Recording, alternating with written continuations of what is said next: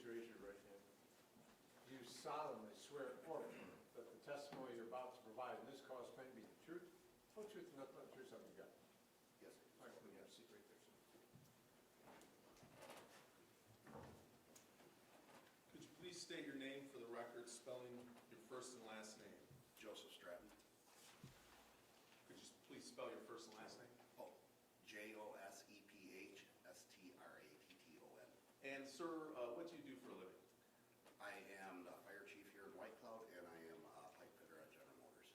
As to your position as the fire chief of White Cloud, how long have you worked as a firefighter? As a firefighter, 26 years, And how long have you been chief? since 2019. And could you explain what your duties are as a fireman or fire chief in White Cloud? As a fire chief, to mitigate all situations, fire or otherwise, keep the budget intact for the fire department. And you yourself also respond to fire? And I do respond to fires, yes. I'm sure there's some big city chiefs that don't do that, they just do administration, but you fight fire still? Yes. Okay. I want to draw your attention to this map. Do you recognize that map? Yes, I do. Okay. And is that a map of the city of White Cloud? It is. Okay. Your Honor, I move for the admission of people one. And that's the map? Yes. Okay. I'm sorry. Mr. Vanderpool, would you have an opportunity to review that proposed exhibit? Yes, I have, Your Honor. Any objections? None. Mr. Bigby? I echo Mr. Vanderpool. Then that will be admitted, Mr. State. Thank you. On March 18th, 2023, at approximately 9:42 p.m., were you dispatched to a fire at what is commonly known as Charlie's Family Grill in White Cloud? Yes, we were. And is that address 276 South Charles? Yes. Okay. And when you were dispatched, how many other people arrived on the scene? When we were dispatched, White Cloud was dispatched along with automatic mutual aid from the Nuevo Fire Department and Big Prairie Fire Department. And to your recollection, were you the first, second, third person who responded? I was the first one on scene. Okay. And can you describe what sort of building that is? The building was a brick building, single story. I believe it had a partial basement restaurant. And how long have you worked and lived in White Cloud? I've lived here since 1997. Are you familiar with this restaurant Yes. there? And when you got there, describe the condition. It's kind of a silly question. Was the building on fire? There was smoke coming from the south end of the building. Okay. And when you noticed the smoke, what steps do you take? We, because it was a business, fairly large building, I then called for Fremont and Hesperia to respond also. And did they respond? They did respond. Could you explain sort of in your own words how you fought this fire or attempted to fight this fire? We set Big Prairie up on the east side of the building with their deputy chief in command of that side of the building. I kept command on the west side of the building. When the Wago showed up, we did make entry into the building. At that time, it was considered, we were just considering it a structure fire, so we went in to see where the fire was or try to find the fire. We had a hard time on that. How did you have a hard time? It seemed that we were fighting more than one fire. The firefighters coming out on the west side of the building were complaining that there were chairs and debris in front of the doors. They couldn't get through the doors. They said there was a deep freeze, I believe, in front of one of the doors.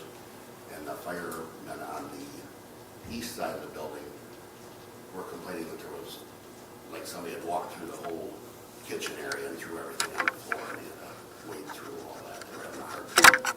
Were you successful in extinguishing those fires? I wouldn't say it was a success. Okay. We And did why, extinguish it. why not? Because when we were done, the building was on the ground. All right. And at some point, are you command of this entire scene? Yes, I am. At some point, you have to make a decision to basically stop fighting it. Yes. You don't keep sending people into the rage. No, at one time we did pull everybody out. We called for an excavator because, we we were losing a battle. And eventually, the entire building was consumed by fire. Yes, it was. And it's essentially rubble to this day. Yes. I have nothing further for this witness. Mr. Van Hoen? Thank you. So, when you arrived at the building, you said it was what time? I believe it was 6 minutes after the call. What time was that? About 9:48 then. Okay. And when I was reviewing some videos of the building, it looked like you walked up to the front, there was double doors on the front of the building, yes? Yep. And it looked like you reached out your hand and tried the front door, yes? Okay. It looked like your bare hand that you were touching it with, yeah? Yep. Okay, and was the handle hot? No. Okay.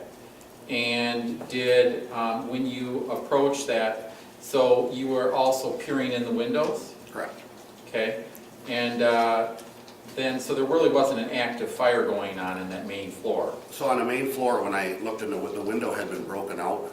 It appeared to have been broken out. It was black from the heat. I could get my face into the window and look. The main floor looked like there had been fire there, but there was no fire at that time. Okay, and so when you walked in, you walked around, you summoned for other help, you walked around and you had a conversation, you tried to figure out how to get into the building, correct? Yes. So you walked around, and you said left and right, and that's a little confusing for me. Can you say north, south, east, west? And you referenced left, what would that be? From where I was standing. So you said my crew handled the left side of the building and the Oh, I other said my crew. crew handled the west side of the building, and the other crew handled the east side of the building. Okay. And the east side would be the back of the building then? Would be the back of the building. And the left side, your side would be the front of the building? The west side would be the front of the building. And that was your side? Yes. Okay.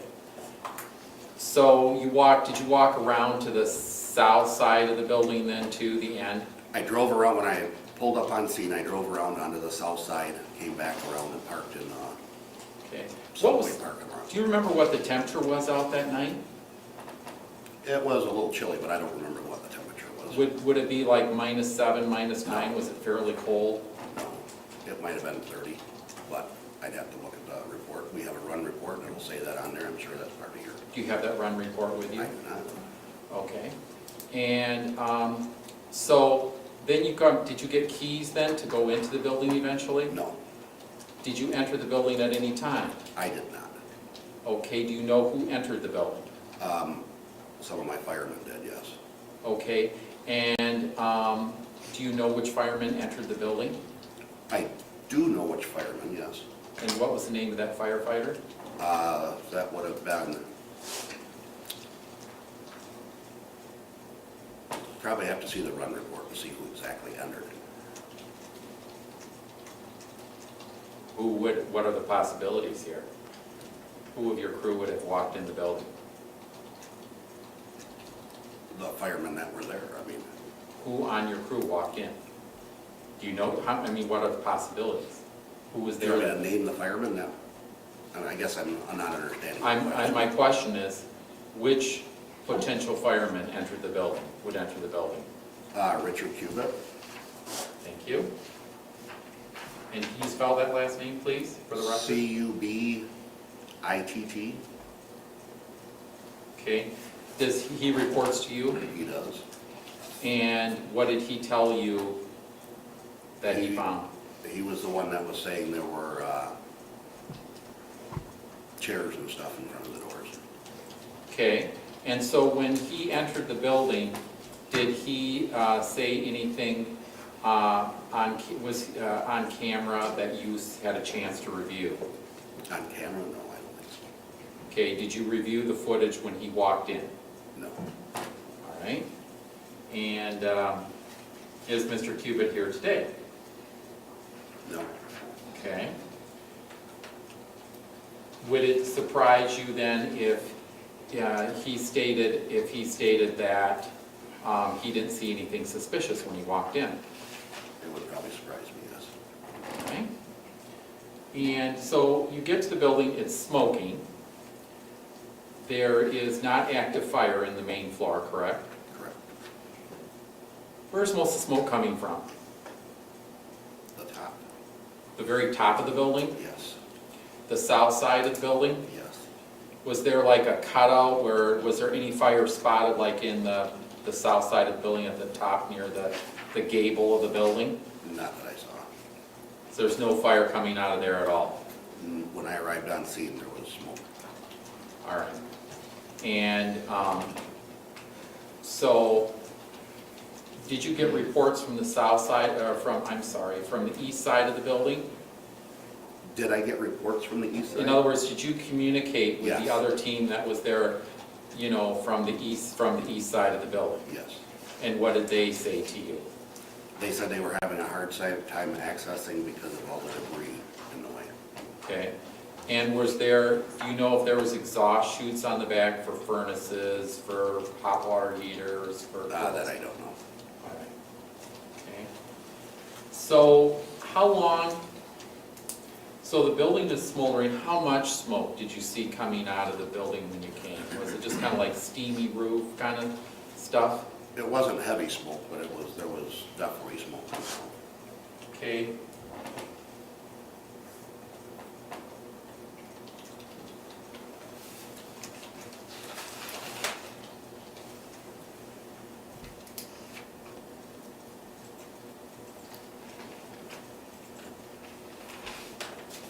All right, so you get to the building, there's some smoke coming off, it's not heavy smoke. So you arrived around 9:48, you said, or 9:42, somewhere in that ballpark. Yes. All right. How long did it take you to start rolling hoses and getting this place under control? I don't believe we ever got it under control. That's why. Well, I say blaze, let me restrike that.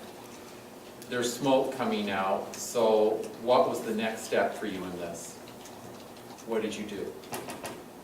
We waited till I waited till the fire trucks got there, and then we started spraying water. And when did they arrive? I'd have to look at the report and see.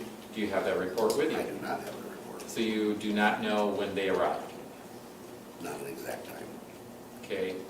Do you have an approximation? Do you know I would say approximately? within 15 minutes of when the call went out. Okay.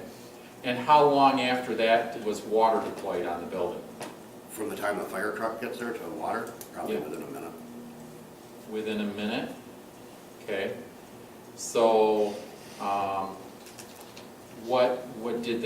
did you look, did you have any thought of, did you see, so you didn't see fire in the main floor. Did you ask anyone about the basement? We did. Okay.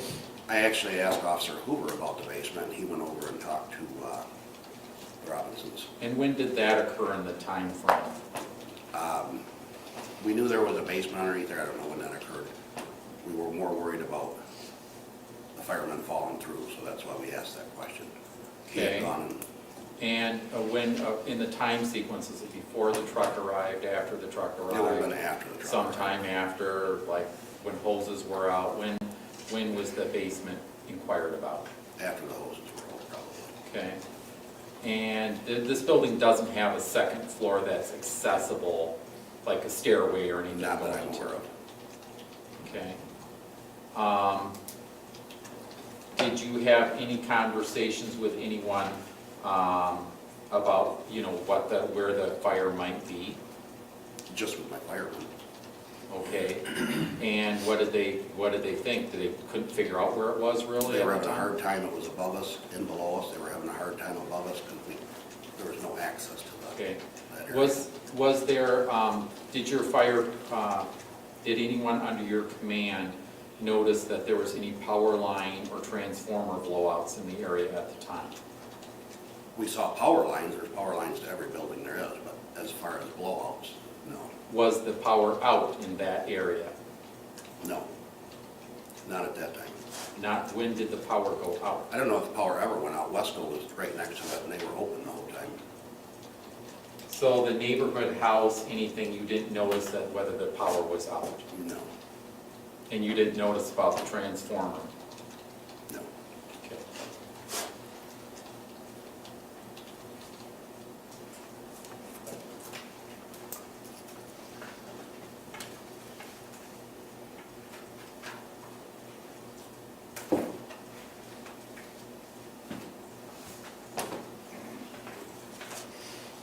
Did you do any further investigation on the fire yourself? Myself, no. Okay.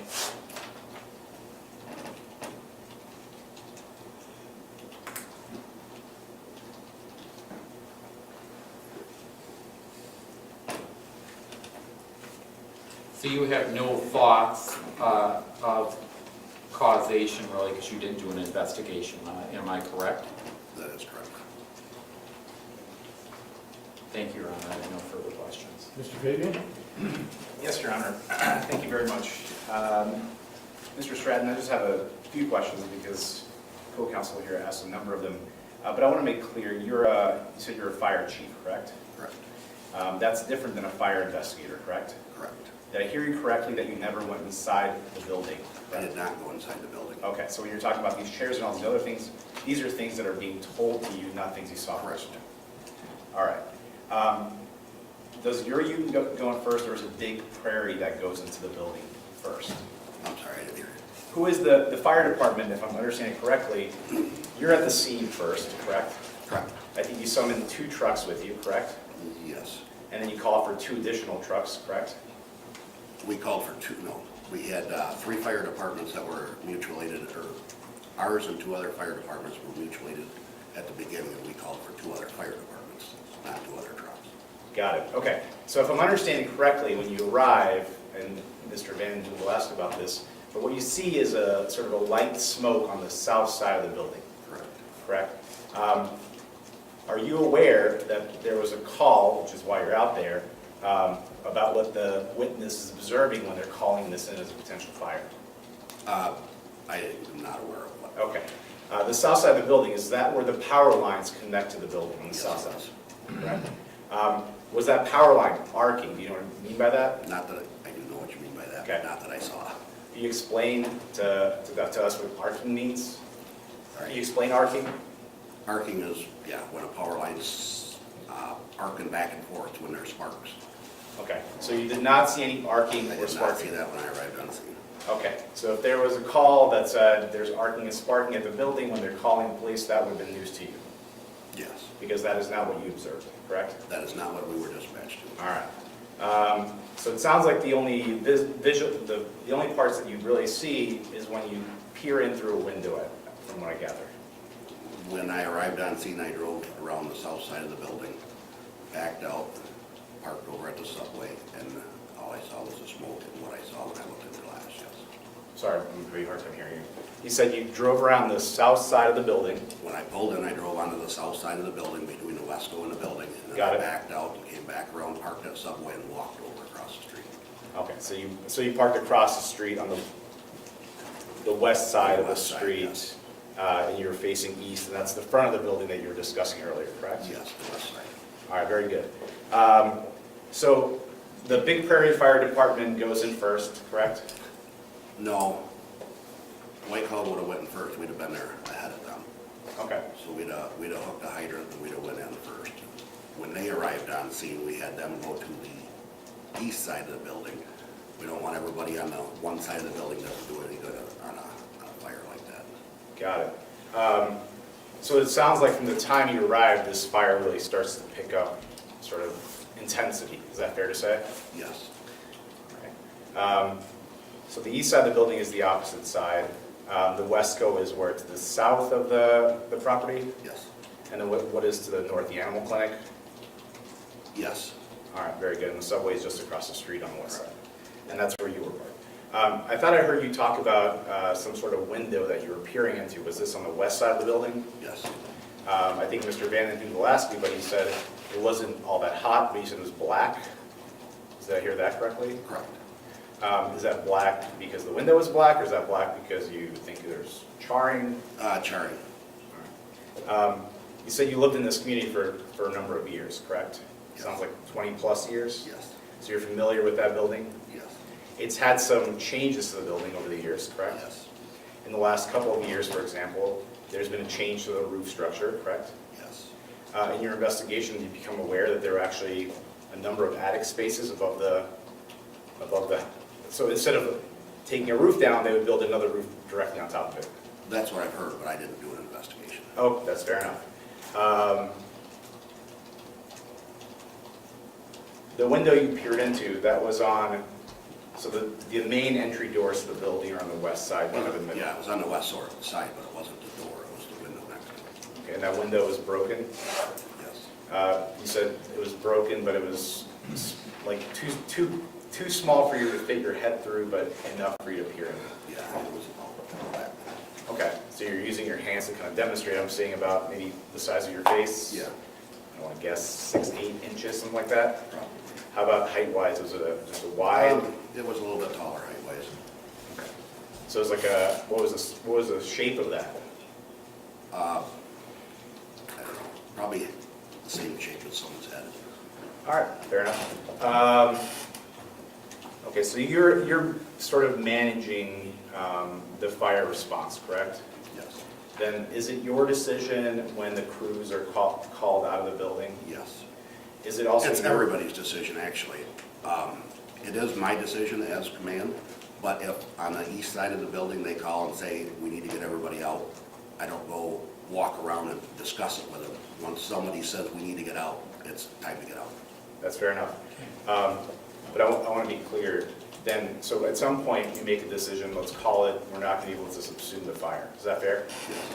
And then it's your decision, if I'm not, correct me if I'm wrong, but it's your decision then to bulldoze this property inward, correct? Yes, And you bulldoze this property into the basement, correct? yes. That means the entire property essentially is just shoved, We didn't actually bulldoze it. well, maybe I'm using the wrong term, excavated We or? used an excavator, yes. We pulled everything out, sprayed it down, and then set it in the basement so that we knew the fire was out at that time. We were Okay. filling the neighbor's house with water, and we had to make a decision to save the neighbor's house and lose the restaurant, or lose the restaurant and lose the neighbor's house also. Okay, so it sounds to me like then the fire had spread to such a point, essentially, that it was a decision that if you didn't do what you're about to do, which is, I think the term was excavate, that it may jeopardize some of the properties nearby. Correct. The property you were most worried about, it sounds like, would be to the east, you know, the animal clinics up, you know. Yeah, Okay, so that's the neighbor's property. yeah, What's the proximity between those two properties?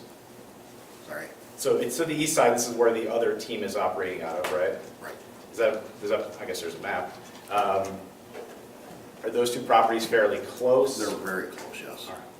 Talk to me about how that, I want to walk through that excavation process, because now you piqued my interest. How does that, so if you're not able to contain the fire, how are you excavating it or pushing it in? How does that work? The excavator can actually reach out and pick up part of the building. The fire department sprays it till it's out, they set it off to the side, and we do the whole building. And then when we're done, we pushed it all into the basement and basically filled the basement with water so that, Got it. Okay, so the excavator, does it come from the west, south, north, east? Where does it start? wherever he chooses. What's that? Wherever he chooses, wherever there's no smoke, whatever's. Got it. So the place that looks the most accessible, sounds like. Yes. Do you recall where they started on this They particular? started on the north side. North side of the building, so that's opposite of where you saw the smoke to start. Correct. And then, so it sounds like the excavator goes in, literally picks up a portion of the building, correct? Correct. Which removes it from the remainder of the building, correct? And then it backs out with that piece from the, He doesn't have to back out, he can just reach it and set it down. oh, it just, is it the importance, the separation of that piece from the rest of the building so the fire can kind of contain to one place? Yeah. And then, so your team then soaks that piece of whatever, the portion of the building that the excavator is able to get, correct? Correct. And then where is that placed then? Is it placed directly where it was? Nope, he just picked it up, set it over to the side, and basically the whole building set over there until we got everything out, and then he moved it back over so it wouldn't be anywhere where anybody could get it. Okay. So they pick up a piece from the north side, I just want to make sure I'm understanding. And then your firemen hose it down. It's placed into a kind of what begins to be a pile, is that fair? Yes. And then another piece is taken. Do you remember what the next piece that was taken? Was it the south side, west side? No, he worked his way across. All right. But eventually there's a giant pile of building that's been soaked down, correct? And then when it's all said and done, once this building is in this big pile, then they just take the excavator and just push it all in to the basement. Well, they have to pick it up and set it back in, yes. So they're going kind of backwards from the top down, and they're dumping it all in the basement? Yep. All right, and then that took some time, didn't it? Yes. All All right, I don't think I have any other questions. Barrel. Couple follow-up. You indicated at some point you put the water hoses onto the building, correct? Correct. When you got to the building, was there any water source gushing out of the water, gushing out of the building or anything No, like that? no. Do you sometimes have that happen? We have that happen only on city fires normally, Okay. because of the water the pressure? water supply from the hydrant, yeah. So there was no water present when you No. got there? Okay. We talked about the fire chief, not the investigator. In the course of this investigation, did you speak with arson investigators? We called them probably 15 minutes into the fire and requested them out because of all the complaints of the firemen that were inside coming out with the reports we were getting. It wasn't adding up to. All right. My question was, you did eventually talk to Yes, those we did. people? All right, thank you. Sir, I just have a couple of questions for you. Now, I think you indicated this occurred on March 18th of this year. Yes. And you also indicated you arrived approximately 9:48, was it PM? Yes. Okay. Did it appear to you when you arrived that the business was closed? Yes. Okay, there weren't customers No hanging customers, around? no. Okay. At some point, did the defendants appear at the scene? I never talked to them. I believe they were on the north side, but I didn't. You didn't call for them? No. And you indicated you had some concerns, you didn't want fire officers going in and having the building fall on top of them, that kind of, were you concerned about possibly people being in the building? The building looked closed. We didn't believe there was anybody inside. Okay. When we excavated it was because for the safety of the firefighters. Based on your observations, it appeared to be a complete loss, Yes. the building itself. Mr. Stay, any follow-up? No, thank you, Your Honor. Mr. Van? I do have Oh, follow-up. sure. Thank you. So when you excavated the building, just time frame wise, is that like 2-3 hours down the road then? From the beginning of the fire, or how long it took them? From when you arrived? It was probably an hour and a half, 2 hours till they arrived. Okay. And just, when you see, Arpine, when you arrived, did you walk around the whole building or? I did not walk around the whole building. Drive I drove around? I drove around. Drove around, okay, thank you. And didn't really, when you saw the south side of the building, did you notice anything much other than a little smoke coming off the road? No, just a small. Light smoke, you said. There was no fire or anything, you didn't, and did you look up and notice any fire coming out of the south side of the building? No. So you just, it was light smoke, something burning, but, Correct. okay. Arcing and sparking. You talked about we had some, I think opposing counsel raised arcing and sparking.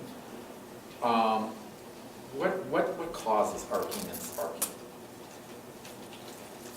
Well, I'm not an expert on electricity.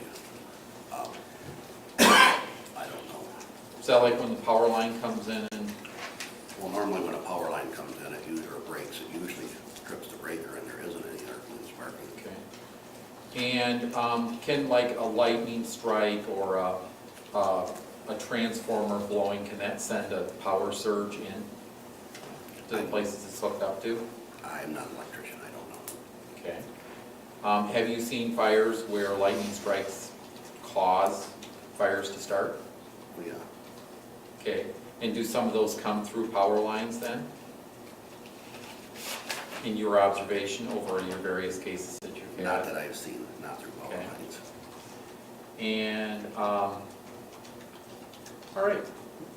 That's my questions. Thank you. All right, so Mr. Fabian, any follow-ups? I promise I only have one. That's all right. As many as you want. So I forgot to ask this, but Mr. Worth asked you a question that I think is an important one. And I think your answer was, he said, you know, when you arrived at the scene, we talked about this, you looked into the window. He said, was there water gushing? And I think your answer was, no, there wasn't. Right? Correct. And I think there was a follow-up, like, You see that sometimes, or maybe normally when you show up. Is that fair? Yeah. But I want to ask the flip side of that coin, which is, there are times you've been to a fire where there's a water line, and it's not rushing even when there's a fire. Is that fair to say? Correct. Thank you. No other questions? May this witness be excused from subpoena, Mr. State? Yes. Mr. Van Hool, any objections? None, and I'd like to thank this witness. All right, and personally. Mr. Bader? No, Your Honor. Okay, sir, you can stay or leave as you choose. Okay, thank you. Would call Chad Holloman.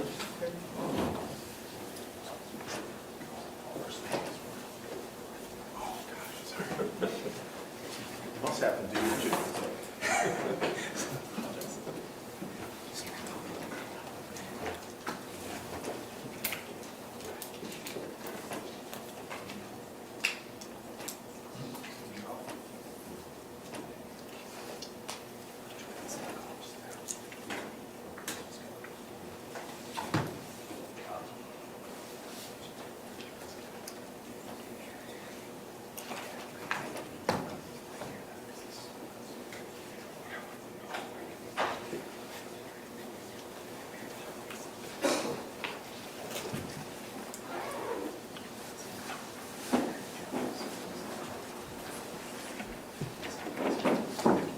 You can right here, sir.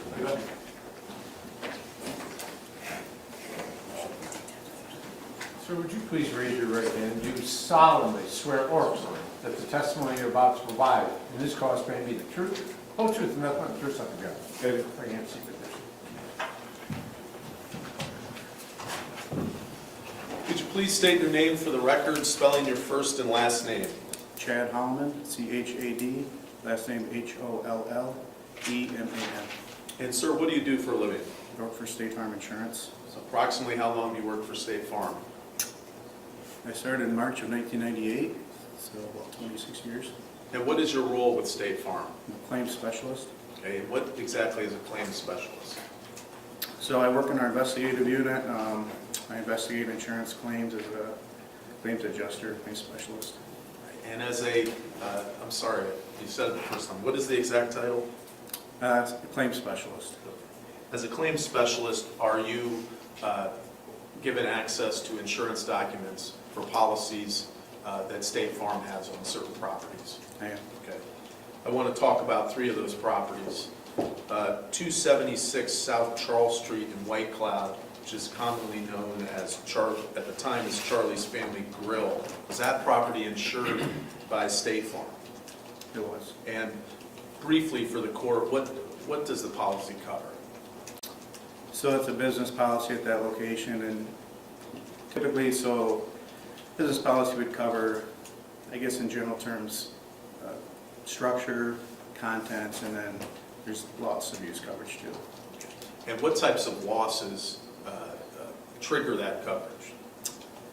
It can be a variety of losses. It's accidental direct physical loss is typically the language in the policy, so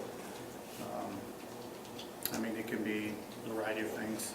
Does it include fire? It does include fire. Does it include water damage? It can include water damage.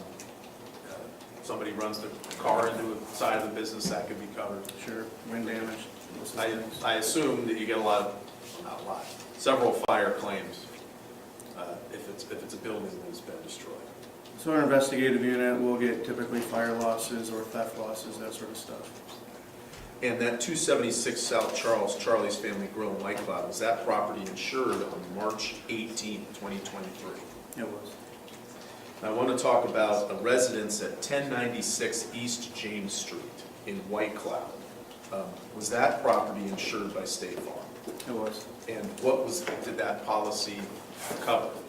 Similar, that's a homeowner's policy, similar types of coverages, so coverage for the structure, contents, loss of use in case the home's not inhabitable. And does that include a garage, whether attached or not attached? Detached structures, yes. And was that property, 1096 East James, insured on February 26, 2023? My recollection, yes. And I want to talk about a third property, which is Charlie's Family Grill in Fremont, 1013 West Main Street, Fremont, Michigan. Was that property insured by State Farm? It was. And briefly, what does that policy cover? There's another or another business policy, so similar to the other location. So structure. Well, in that case, I think I don't think they own the structure, so contents primarily and loss of use. And was that property insured on October 19th, 2022? There was a policy there, yes. Were claims made on these three properties by Ryan Robinson?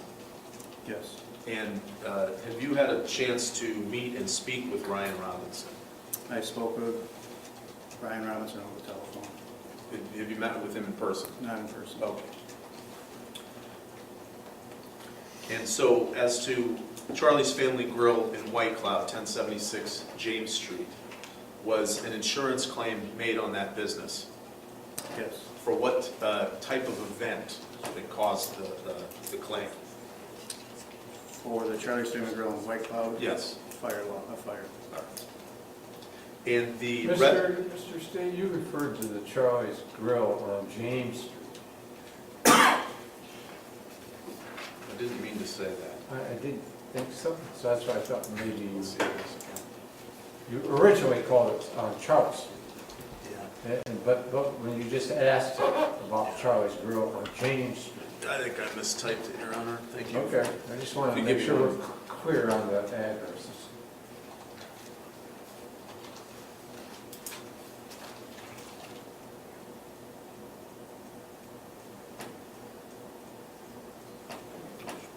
Charles Street. Yes, South Charles. I'm going to go back.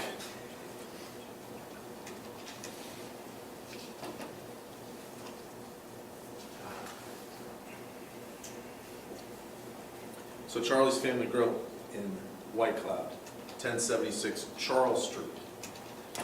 Thank you, Your Honor. Was there, I'm confused, Your Honor. Isn't the address 276 South Charles?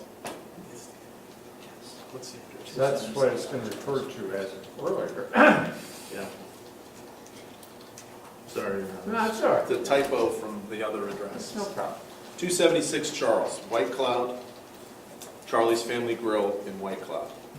Was a claim made for a fire that occurred on March 18, 2022. There was. Now, 1096 James Street. Mr. State, you said March 18, 22, but the testimony's been 22. 23. I'm sorry, Okay. 23. Let me Yes. ask the question again so the record is clear. Was there a claim made on that property on March 18, 2023? Yes. So let's talk about 1096 James Street, a residence in White Cloud.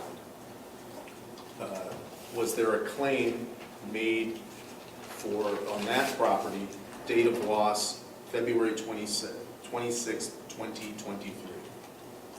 I don't recall the exact date, but yes, there was a claim made for fire loss there. And what was the triggering event? A fire in a detached garage. And what was the amount of that claim? I don't recall off the top of my head what the amount of the claim was.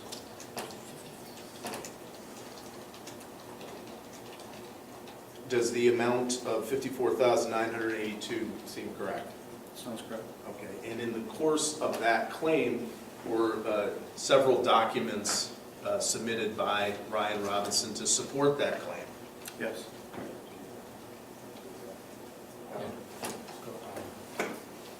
I guess I'd like to approach, Your Honor. Yes, sir.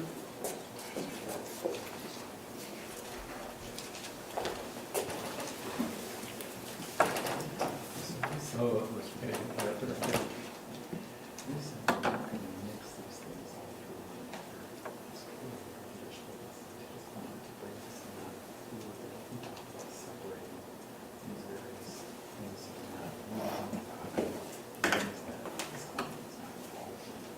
I think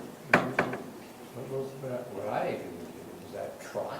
Certainly, you might have an argument for separation of charges.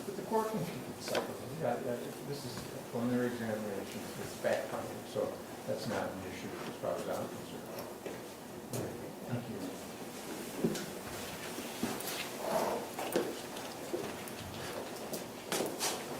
We'll go back to you, Mr. State. Again, talking about the claim for the White Cloud residence garage fire. I'm going to show you people's proposed exhibits 2, 4, 5, and 6, and ask for these documents that were submitted in support of that claim. It'll take a minute to go through those.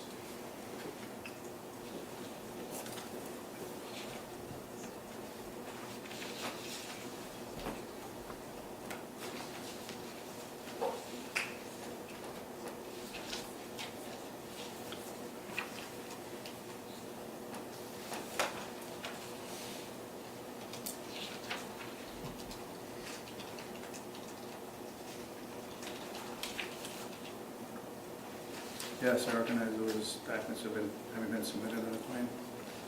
Your Honor, move for the admissions of 2, 4, 5, and 6. Mr. Bennett, who would give an opportunity to review those proposed exhibits? I would like to re-review them briefly a Yes, sir. minute, Your Honor. And And I, Mr. Fabian, you as well, if you need to review them.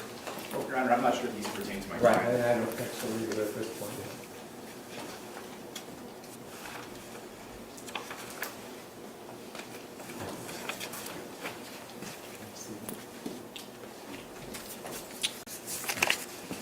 Any objections, Mr. Van Hoover? we don't have any foundation laid for these documents. They're not really admissible without any further foundation, Your Honor.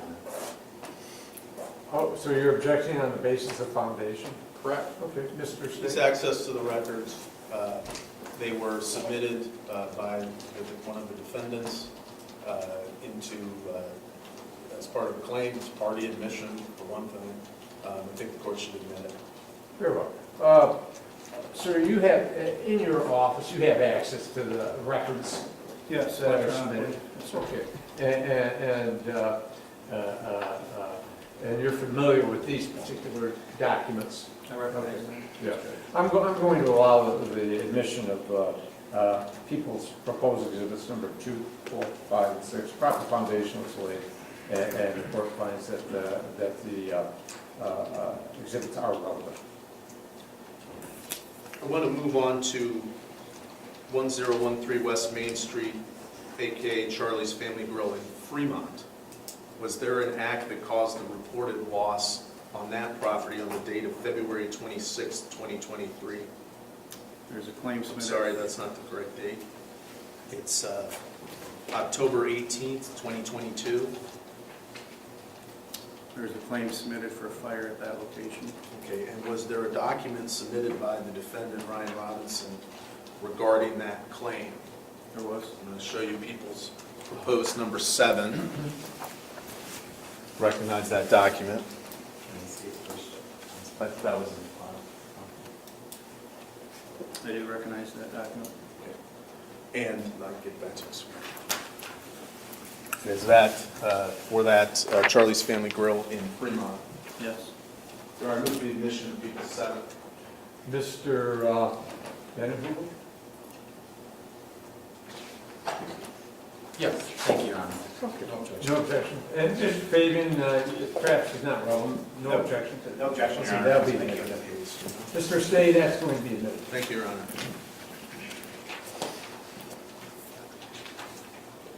Now, Mr. Holloman, you don't work for the police, correct? I do not. Okay. You, again, can you tell us a little bit more about why you got involved in this case? So when a claim gets submitted to the company, it gets handled. Sometimes it gets referred over to our investigative unit. That's done through a screening process. We have a team of people who screen claims in a variety of different ways and determine if they're going to be taken into our investigative unit. They make that determination and it gets assigned to someone like myself. Okay. And so, why did this case get assigned to you? There's some identification of potential fraud indicators, National Insurance Crime Bureau fraud indicators that were identified, and that's why the case got assigned to me. Okay, what does that mean exactly? So the National Insurance Crime Bureau has some resources for the insurance companies to rely on, and there's some indicators of potential fraud, and if those are identified, sometimes those claims will get referred into our investigative unit. And you and other people at State Farm investigate those? Correct. And from time to time, does law enforcement get involved in their own investigations? Yeah. Okay. And is this something that you refer to the police, or they have a parallel investigation? Can you explain that to the court? So we don't make any referrals to law enforcement. We conduct our own investigations. Sometimes that's parallel with a law enforcement investigation. And is it fair to say, in this case, you were aware that there was a law enforcement investigation as well? I was aware, yes.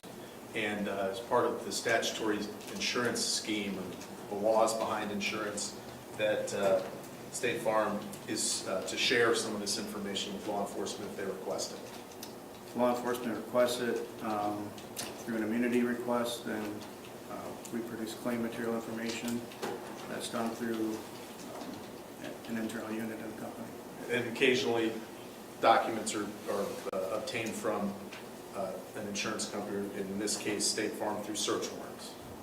Yeah, through search warrants, or this case as well, there's a BFS 64 form. I don't recall what BFS stands for, but it's an immunity request form that's often utilized by fire or police personnel. And we're obviously here about a crime, not about an insurance claim. Were these 3 claims denied? The claim at 276 South Charles Street was denied. The claim at 1096 East James Street, a portion of that was denied. A portion of that claim was paid before it came into our investigative unit, and then we denied the remaining portion of the claim. And what does your agency do? I'm sorry, not an agency. What does your insurance company do when, in retrospect, you find a payment that you believe you should not have made? So, I mean, in this case, if I go back to the fire at the Fremont location, that claim was paid and closed before we were aware of it in our investigative unit. So that claim was not investigated. And so the claim at the 1096 East James Street, we investigated the remaining portion of that claim and made a claims decision on that claim.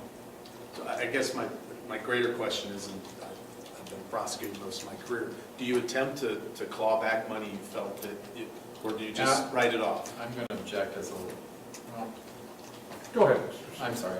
He's withdrawing his partial objection. It's a decision that's made above my pay grade.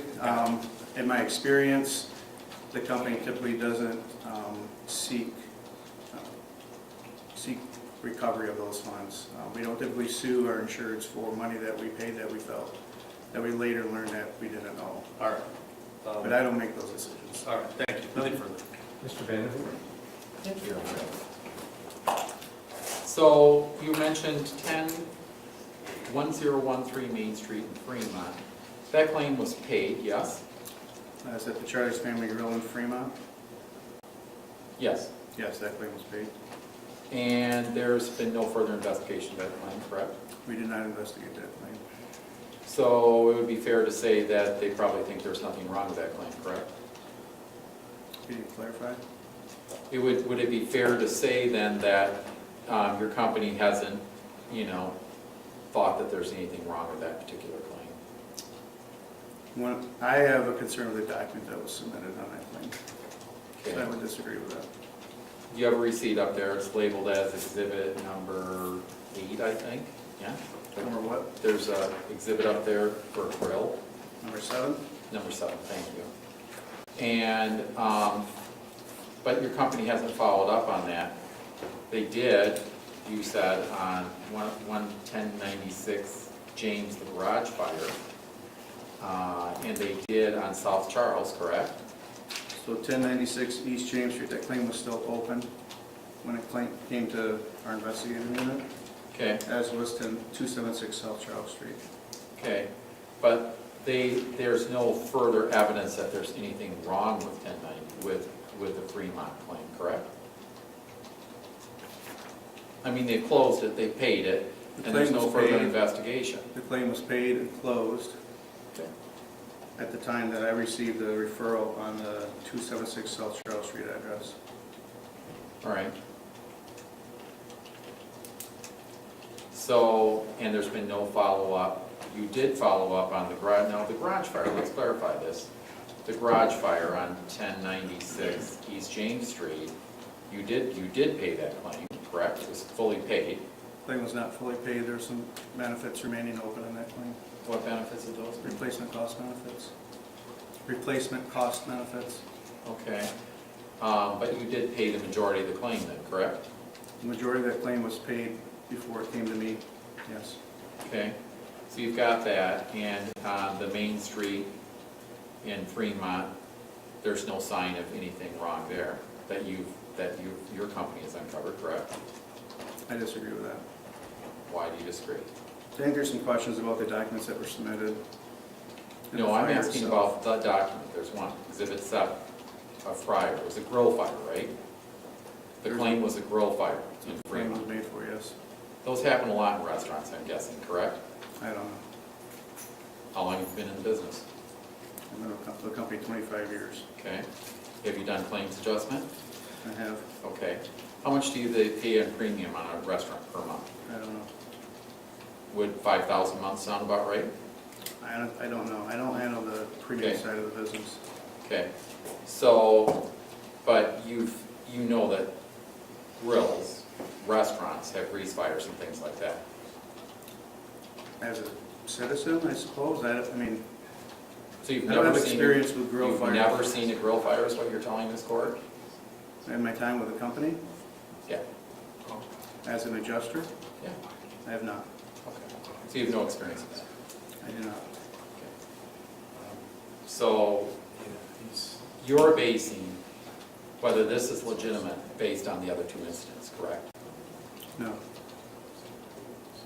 Based on the other two fires? Yes. No. What are you basing it on? The questions I have concerning the fire at the Fremont location, Yes. based on the evidence of that fire alone. Okay, what evidence would that be? This document Okay. and the What information that about was it? provided. It's a grill.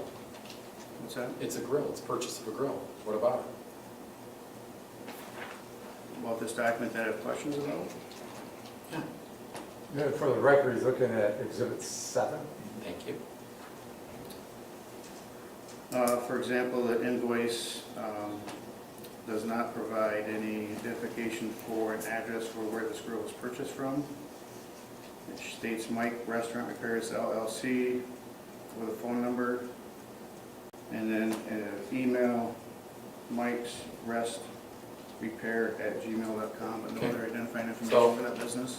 You didn't, but you paid it anyway. Your company paid it, right? This claim was paid before. A one-page document, no other information. You're not bringing, there's no other information about it. Your company paid it. This claim was paid, yes. Thank you. Then, let's go back.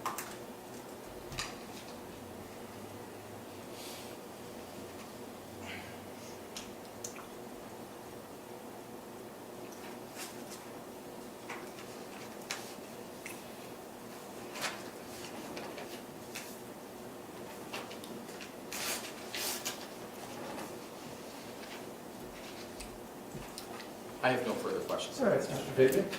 Yes, Your Honor, this may be a little strange because Mr. Holloman, I do want to redirect, because obviously you're talking about Ryan Robinson's personal property. I want to talk to you a little bit about sort of your more general involvement in the case, if that's okay. It's fair to say that the fire you're talking about in Mr. Ryan Robinson's personal residence, that takes place in February, late February of 2023. Is that right? Okay. And then I think I heard you say that there was something within the system that triggered you to be involved as an investigator? So when the claim for 276 South Charles Street came to me, that was referred to me through our screening Okay, is the screening some sort of algorithm that's being used, or is it a human being that's reading these things? Well, there's human beings that are screeners. The Okay. resources they use they vary. So Okay, that's fair enough. I don't But you know. do not, so it sounds like you don't actually investigate every claim that's made at State Farm. Well, not in an investigative unit. Every claim that gets made at State Farm is handled by an adjuster. Okay, so And somebody there's- comes out and takes photos of the damage, correct? Not every claim. Okay. All right. So I want to, so after you start investigating that February claim, not too long after that, there's the fire at Charlie's Grill, which we also talked about a little bit, correct? So, I'm not talking about the Mr. Fremont. Pavey, you're talking about the Charlie's Grill in White Cloud? Well, Your Honor, I did say after the February fire, so that would be the Charlie's Grill and White Cloud. But yes, for the clarity of the record, the Charlie's Grill and White Cloud, the March 18th fire that you started alluded to a little bit earlier. It takes place a little bit can shortly. you after. restate your question? I'm just a little confused. by Yeah, that. I'm sorry. So I said That's okay. after, kind of not too long after that February fire at the Ryan Robinson, I'm not going to use the addresses, the Ryan Robinson personal residence, there's that fire that takes place now at the Nuevo Charlie's Grill, or the White Cloud Charlie's Grill, I apologize. So the fire occurred at the residence, and then the fire occurred at the White Cloud restaurant location, yes. Okay, and you're involved in that investigation as well, correct? I became involved in both of these claims after the fire at the 276 South Charles Street, White Cloud Charlie's Family Grill location. I was not involved in the residential fire Got it. until after the restaurant fire. Does that make sense? Okay. So is that some sort of retroactive finding then, that it didn't ping the system or the human being that's making these decisions until the second fire occurred? So as part of my investigation, I was looking at a claim history, and I looked at the prior losses. And by the way, I don't mean to trick and confuse you, I want to make clear. So after that March 18th fire, you start to be pretty heavily involved, if that's a fair term. Heavily March involved in- 18th is What's what that? fire? March 18th is... March 18th, 2023, you become pretty extensive. The Charlie's Grill in White Cloud. That's when I became involved, yes, sir. Okay, and your involvement is pretty extensive, isn't it? I mean, you define extensive. Okay, It's I'll fairly- walk you through some of these things. I mean extensive as in, you're talking to a number of police officers, correct? Well, extensive in the fact that I investigate the claims, so I spoke with law enforcement, spoke with insureds, spoke with our expert. Okay, I want to talk, but you're actually present for some of these meetings that are taking place after March 18th, correct? I was invited, yes, along with our expert, to view some surveillance footage, yes. All right, so you provided your report to the police, correct? Through our immunity request, yes. Okay, but you provided your report, I guess that's what I'm asking, getting to. I don't know what you mean by report. We provided claim materials, so, All right, but you're having direct conversations with Chief Evans, for example, correct? I spoke with Chief Evans, yes. You're sending emails to the police, correct? We exchanged some emails. Okay. You're at a meeting, let me back up. As part of your investigation, State Farm also employs an independent fire investigator, correct? Yes, You're involved in discussions where that fire investigator is also present, correct? the origin and cause investigator referred to. Yeah, correct. Yes. And that's a fire investigator that works directly for the insurance company, correct? We hired the firm he works for, Right. yes, I assume they're not working for free. correct. Okay. At the same time, though, there's also, at some of these meetings, I want to point to one in particular. Fire takes place on March the 18th. On April the 19th of 2023, you're at a meeting with a number of investigators, correct? I don't recall the date, but Okay. I was But that invited. takes place here at the White Cloud Police Department. I was invited to view some surveillance footage with our origin and cause expert. Okay. And you have, you alluded to this already, but your expert is present, correct? He was there, yes. The Michigan State Police expert and the same cause of origin fire expert is also present, correct? Correct. Chief Evans is present at that meeting as well. Yes, Chief Rodwell, this is a different police department, Fremont Police Department is also at that meeting, correct? yes. And I think even a prosecutor is present, not Mr. Worth, but another prosecutor from Nuevo. It's Mr. Stay. Oh, I'm sorry, Mr. Stay. I thought I was nailing it that time. And this, now Mr. Stay is present, but there is a female prosecutor that's also present at that meeting. There's a female, that yes, I don't recall her title, but yeah. All right. And at that meeting, is that the first time you meet Chief Rodwell? Yes, I believe so. Okay, and at that meeting, you learned that Chief Rodwell is taking over the investigation, correct? I didn't really, I don't know. I know there was a joint investigation going on. I didn't know the details of it. Okay, Now, Mr. Friedman, you mean Chief Rodwell's taking over the investigation in Fremont? Is that what you're talking about? no, so Or the Chief Rodwell entire- is from Fremont, but he's taking over the investigation here investigation. in White Cloud. Okay, I just want to make sure. Yeah. I understand which one we're talking, okay. Did you come to learn at that meeting that Chief Rodwell was taking over the investigation here over the White Cloud fire? Is that true? My understanding that there was a joint investigation. I didn't know any details beyond that. All right, but you said the Michigan State Police investigator was present for that meeting, correct? Fire marshal or fire investigator, yes. All right, at the April 19th meeting, had there been any determination by your expert or the Michigan State Police expert that you became aware of about the origin or the, whether this was arson or something different? I don't recall the decision having been made at that time. All right, let me fast forward now. We're going to go forward about two and a half weeks. Now we're in April 8th. You're also at another meeting on April 8th. Now this takes place in Granville, Michigan, correct? Yes. And this takes place at a laboratory that belongs to the insurance investigator, Naderveld and Associates. Naderveld and Associates. Present for that meeting are you, I guess representatives from Naderveld, correct? It was their building, yes. Okay, their building. Their investigator, correct? Yes. Are there any police officers present for that meeting, do you recall? I recall Mr. Rodwell being there.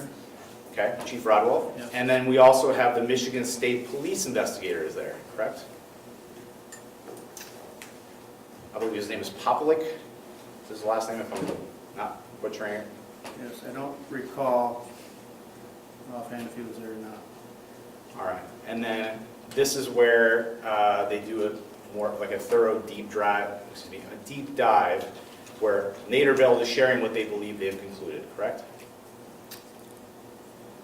They showed us some of the evidence that they had collected and then produced some information as to what his findings were. Okay.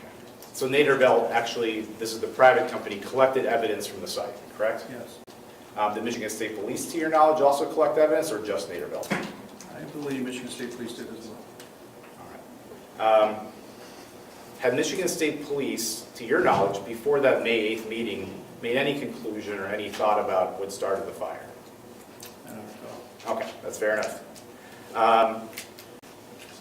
Let me ask this. After that April 19th meeting, 2023, until for the next 6 months, I know you also sit on depositions, for example, right? Depositions? Yeah, you were Examinations under oath, maybe? Yeah, sure, that's how I read them, but yeah, Examinations your under oath. examinations under oath. You're still continuing to get contacts from Chief Evans, correct? Yes, Getting phone calls and emails, correct? yes. Follow-ups about things that are going on in the case, correct? He kept me informed of what was going on their side. And had questions for you as well, correct? Not that I recall specifically. But Okay, wasn't there a phone call that you received where the chief wanted to know whether or not the claim had been paid out on the property, for example? You might have asked that. Okay, and that was after that April meeting? I don't recall. That's fair enough.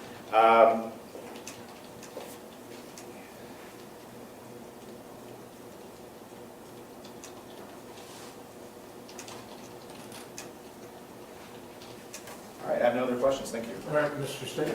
Just want to ask a couple follow-ups to simplify this.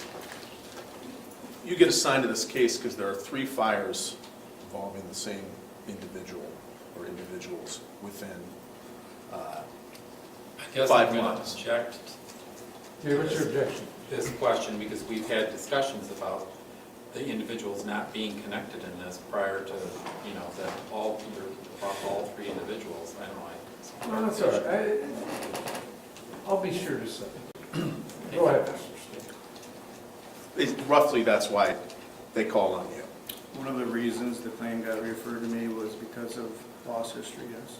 And in your experience as a claim specialist, sometimes you make recommendations based on your investigation. We're going to hear more about those documents, obviously, from the police, that a claim not be paid. Is that correct? You say it again? Yeah, it was a long question. You do investigation on claims and make a recommendation to State Farm, who you work for, whether they should be paid or not. Yeah. I mean, And sometimes you look backwards as to claims that are already paid. As part of my investigation, I'll look at a claim history, yes. And even if you make that recommendation that it not be paid, or it should not have been paid, someone else makes the decision whether State Farm is going to sue that person to get that money back. Yes. Okay, thank you.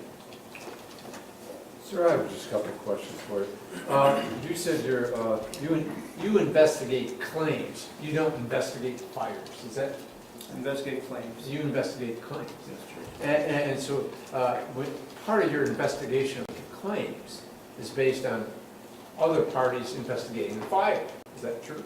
Yes. Okay. Now, do you have any specialized training for investigating claims? Do you go through specialized classes or things of that nature? Nothing specialized. I mean, we're not licensed in Michigan to adjust claims. I've been through a variety of training, part of my career, but nothing specific or required or specialized.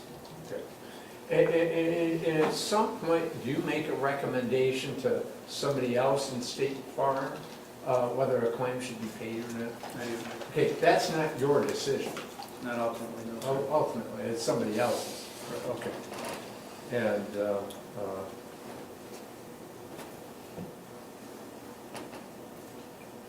and part of the question that Mr. Stay had asked you, well, you had 3 fires within a short period of time, and that was the connection. But the connection, would it also be that they were all insured through your company that you worked for?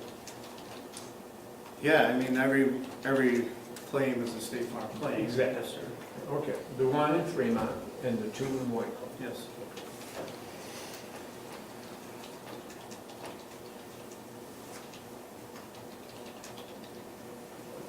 And have you, in your capacity as a claims investigator, have you made your final determination and sent that forward to somebody further on in the company that makes that decision? Yeah, well, So you're done? The claims are closed. Yes, Okay, sir. they're closed, all? Yes, sir. Mr. Stay, any follow-up to the No, court's thank you, Your question? Honor. Mr. Van Hoen? So, just a quick one. We've talked about Fremont, but there's no pending criminal charge involving Fremont, correct?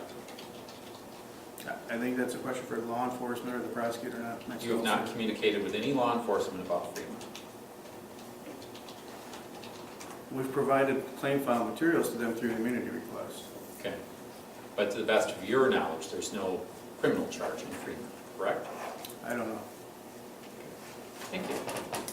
Anything else, Mr. Pavey? Yes, Your Honor. I just wanted to, I guess, I don't know if you know the answer to this, but you said that all of you were connected because all of these policies were through State Farm, correct?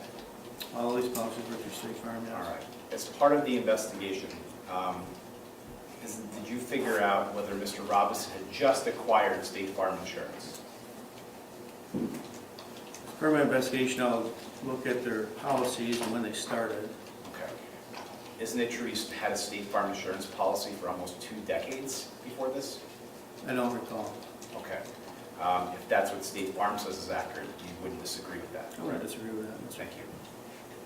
Okay, Mr. Stave, may this witness be excused? Yes, Your Honor. Your opinion. Mr. Van Hoen, any objections?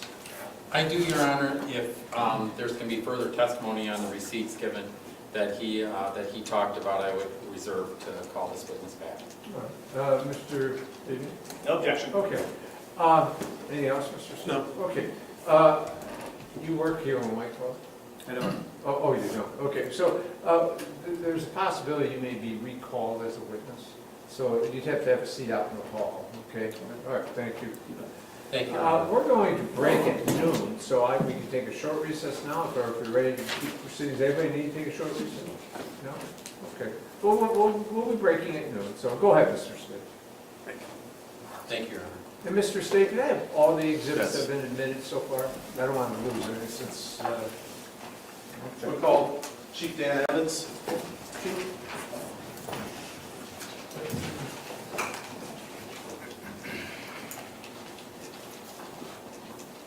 Do you solemnly swear or affirm that the testimony you're about to provide in this cause may be the truth, whole truth, and nothing but the truth, so help you God? Yes, sir. Yes, it's-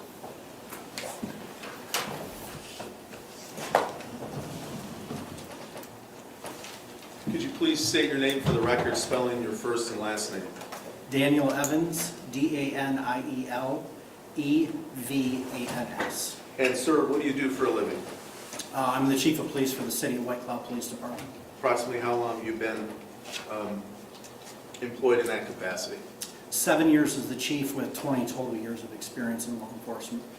And not to delve too much into your personal life, did you just have some surgery? Yes, I did. Okay. Will you let me or the defense attorneys know if you're having trouble with your voice? Yes. All right, thank you. I think it might help if you scoot up just a little bit so you don't have to speak too loudly. Thank you. Were you aware of a fire at Charlie's Family Grill in White Cloud on March 18th, 2023? Yes, sir. And did you begin investigating that fire as a potential arson? Several days after, yes. Okay, and what triggered that exactly? One of my patrol officers called me the night of the fire, approximately 1 hour after he had been dispatched and responded to the fire. He expressed verbally to me over the telephone some of his concerns about the demeanor of the Robinson family. And then shortly thereafter, I would just object, I don't believe he's testifying from his personal knowledge, but what the officer explained to him, so I think this is hearsay. Okay, Mr. Staley, have hearsay. I'm not asking it to be admitted for the truth of the matter, sir, but just how we started this investigation. The court can separate. Very well, for that purpose, I'm going to allow the question and the answer. several days later, I made some inquiries as well as almost simultaneously got a phone call from State Farm. That's how I learned who the insurance company was, as well as from Doug Gauthier, the fire investigator from Netterveld Associates. Okay, so in today's day and age, we have a lot of cameras, is that correct? Yes, sir. And a lot of the cameras are at businesses. Yes, sir. And you have been the chief for how long here? 7 years here, worked here many prior. Okay, when you were, did you start looking for who may have cameras around this business during the time of the fire? Yes, we did. Okay, let's start with, did you check, did the investigation yield any evidence that there was a camera at the Animal Wellness Center at 234 South Charles Street? Yes, sir. Okay, was there a camera? Yes. Okay, and is that business, pointing to it for the record, just north of Charlie's Family Grill in Wesco? Yes, it is. And was a camera located that faced south? Yes. And in the view of that, were you able to obtain a copy of that video? Yes. Were you able to obtain a copy of the video during the relevant times surrounding the fire, a little before, a little afterwards? Yes, I did. Okay. And I'm just trying to preface this video a little bit. Is the video directly on the business or directly at Charlie's Family Grill, or is it pointed in a somewhat different direction? It is located on the south end of Animal Wellness Center, and its field of vision is the parking lot area of that particular business, Animal Wellness, but then the overflow would be the empty lot and then the Charlie's Family Grill directly to the south. I guess a better way of asking it would be is the restaurant in the field of view? Yes, sir, it is. Is it a small part of the field of view? Is it not dead center? Correct, it is not dead center, yes. And where is it in the picture? The Charlie's Family Grill Yes. building, it is, when you're viewing it on a screen, it would be, I guess, the back or the furthest, one of the furthest buildings that you can see besides Wesco. Okay, did you determine through an investigation whether this was a continuously running camera or whether it was motion activated? Continuous running. I'm going to show you people's proposed exhibit number 8. Mr. Staley, what does that work to be? I'm Oh, you're going to correct that. People's Proposed 8, which is a DVD entitled Animal Wellness Center. Have you had a chance to view the video that is on this DVD? Yes, sir. And is it taken at this time of the fire, Yes. around the time of the fire? Yeah, it recorded, yes, the fire incident, yes. Okay, and approximately how long is that video?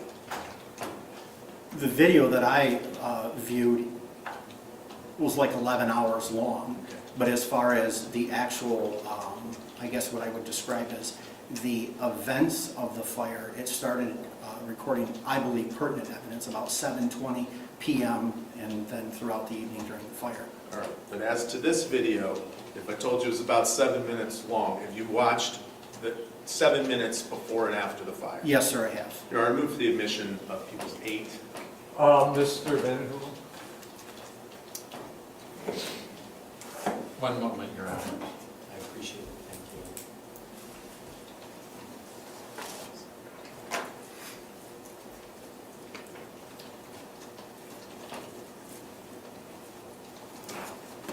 I guess I have no objection to the video. We haven't seen the content or anything because it's a video, not a demonstrative piece of evidence where we can, a page or object that we can look at. For the So- purposes of preliminary exam. Yeah, for the purpose of preliminary exam, it's fine, as long as we're not talking too much about content without seeing it. Thank Mr. you. Fig? Your Honor, I've had a chance to review this video, or what I anticipate the video to be. I have no objection for the Okay. purpose of preliminary Mr. examination. Stady, please. I would like to play that video, Your Honor, in a moment. It's about, as I stated, it's about 7 minutes. Is the court okay with me doing that? There we go. What's that? Is the court okay with me playing it? Sir? Okay, then I'll ask the officers some questions.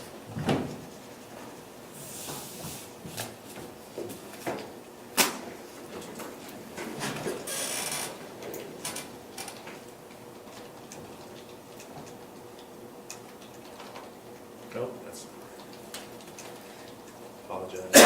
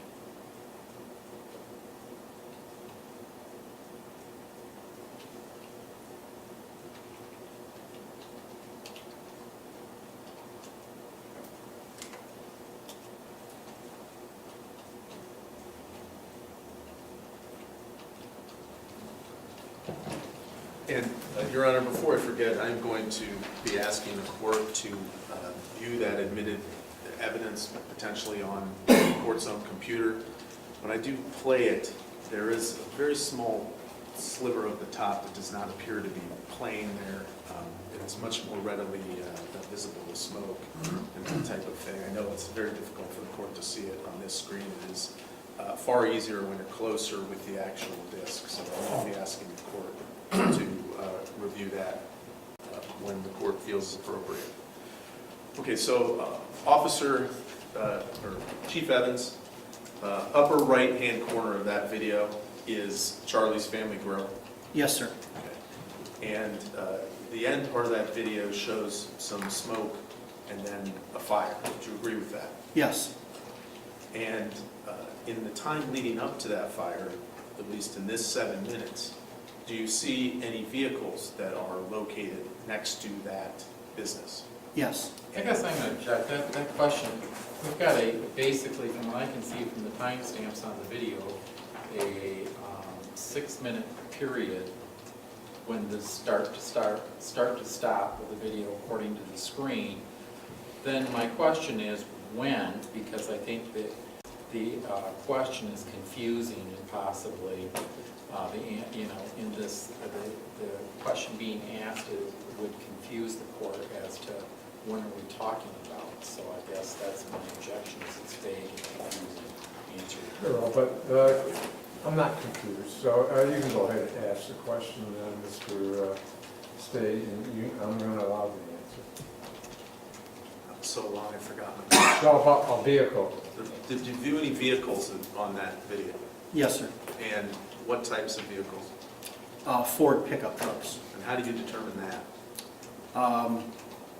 When I was watching the video, either at Animal Wellness or at on my computer screen, again, looking closer at the video, the details a little better than, I feel a little bit better than what the screen shows. You can see that it's a darker colored F-150 pickup truck and a lighter colored F-250 pickup truck. And let's start with, about what time was the 911 call for this fire? 9:42 p.m. we're going to call this first and second truck. About what time does the first truck start to back out in this video? So the first truck backs out at, according to the timestamp, 9:36 and 16 seconds PM. That was done with a different calculation than what's on that screen? Correct. So the investigative team used the world clock, and what we found is comparing the world clock, which is the 0 hour or the standard for the world, the Animal Wellness Center, what you saw on their date and timestamp, is 4 minutes and 28 seconds behind the world clock. Your Honor, I guess I should just, for form, object here. I have no problem if the officer needs to refresh his memory with his police report, but it seems pretty clear he's just reading from his police report from the stand, which I think is Sure. permissible, so I'd ask that he testify from memory. If he needs refreshment, then Officer, so be the it. best, you need to testify from memory. If you need to refer to your report, you can certainly advise the prosecutor. Yes, sir. Okay, all right, thank you. And what time does the second truck back out? Seconds later, after the first truck. Okay. And at some point, does the first truck pull out of the parking lot? Yes, sir, it does. And what time was that? Seconds later. So the first truck, which is the lighter colored F-250, was originally parked with the front of the pickup truck facing south, close to the building, the rear of the pickup truck facing the tailgate area facing north, and the camera recording it from the north to the south. That truck backs up in the parking lot, then pulls out and leaves. The F-150 pickup truck is seconds later. And in your viewing of the video, and the court will obviously be able to look at this, what time does the smoke start to show from that building? 7 seconds after the two pickup trucks leave the parking lot. And I think we saw it well enough, at least on the screen today. Eventually, that smoke turns into an entire fire that engulfs the building.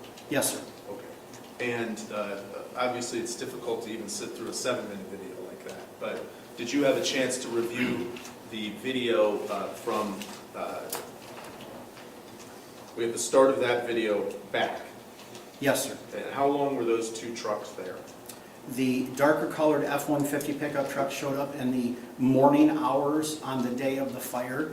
The lighter colored F-250 pickup truck showed up at 7:20 p.m., so roughly 2 hours and 10 minutes before the fire. And do you know a Ryan Robinson? Yes, sir, I do. Okay. Is that person in the courtroom today? Yes, he's sitting directly to the right of Attorney Vanden Heuvel. Remember, the record reflected the witnesses identified the defendant. Here. And you know a David Robinson. Yes, sir. And is that person in the courtroom today? Yes, he is sitting directly to the right of his attorney, wearing a white shirt with a brown and black tie. Okay. Your Honor, may the record reflect that the witnesses identified the defendant, David Robinson? Yes. And in your time as chief of police, are you aware of where Ryan Robinson lives? Yes, sir. And where is that? 1096 East James Street. Okay, and is that 1096 East James? Yes, it is. Okay, so it's a residence that's kitty corner to the Nuevo County Jail? Yes.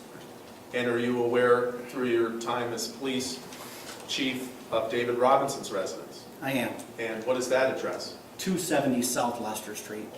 And is that this area I'm pointing to here? Yes, it is. All right. So just a little bit west of downtown. Yes. Okay. Now, we talked a little bit about the animal wellness video.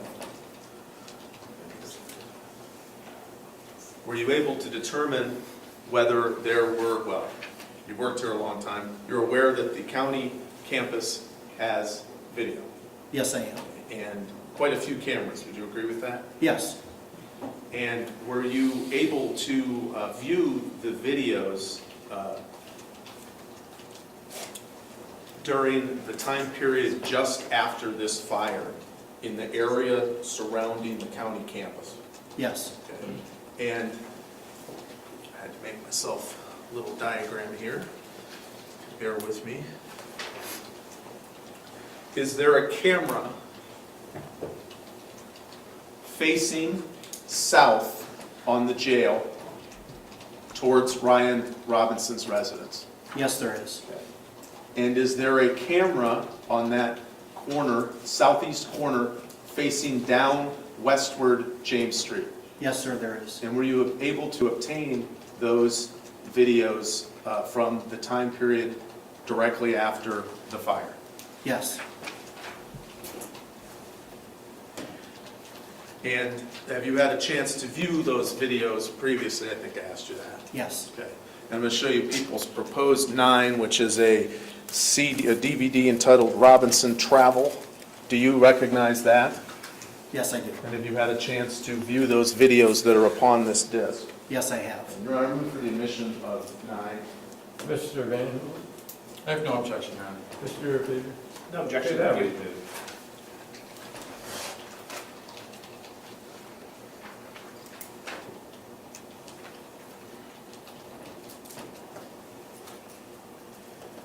So first, I want to talk about the first video.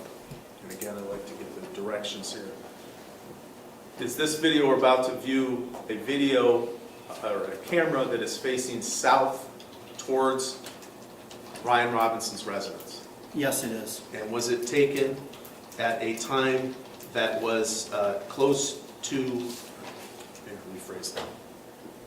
Was it taken close in time after the fire started? Yes. Okay. And specifically, what time is this video from?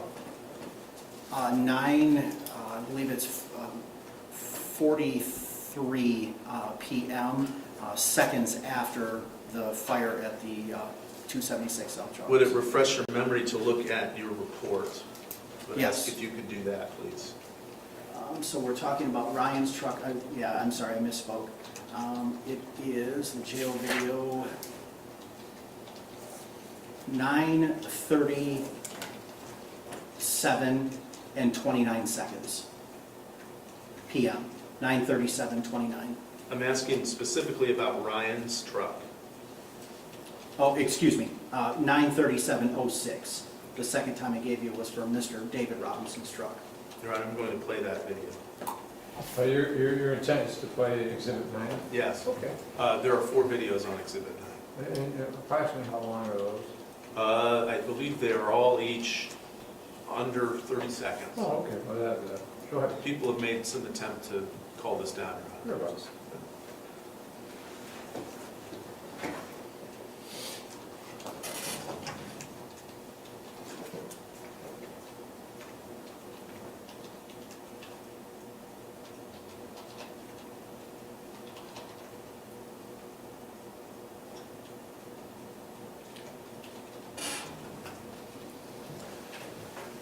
I'd like you to explain what you saw in that video. A light-colored F-250 pickup truck pulling into the driveway or front yard of 1096 East James Street. And do you know Ryan Robinson to drive a vehicle like that? Yes, sir, we do. How do you know that? Multiple contacts with Mr. Robinson and seeing him drive that pickup truck. And is it fair to say from what we saw in the video, just to put it on the map for perspective, that we had that light-colored truck coming from the east to the west, parking at that residence? Yes, sir. And again, is it fair to say that looking at this on a screen up there is a little less clear than on the actual video if someone was watching it closer? Absolutely, yes. Have you watched this video more than one time? Yes, I have. Now, I want to talk about video 2, which I'm going to refer to so you're aware of which one I'm talking about, is Ryan Robinson returning to the restaurant. Were you able to, again, let's talk about, there's a camera, I don't think I explained this one before, camera right here that faces north down Williams. Yes, there is. Okay, and were you able to obtain that camera at a time period close to the fire? Yes, we were. Okay, and at what time does that, at what time did you capture a truck traveling on that area? If you want the exact minute and second, I would have If to. it would, if that would refresh your memory, yes. Yes. 9:46 and 17 seconds PM. I'm going to play that video.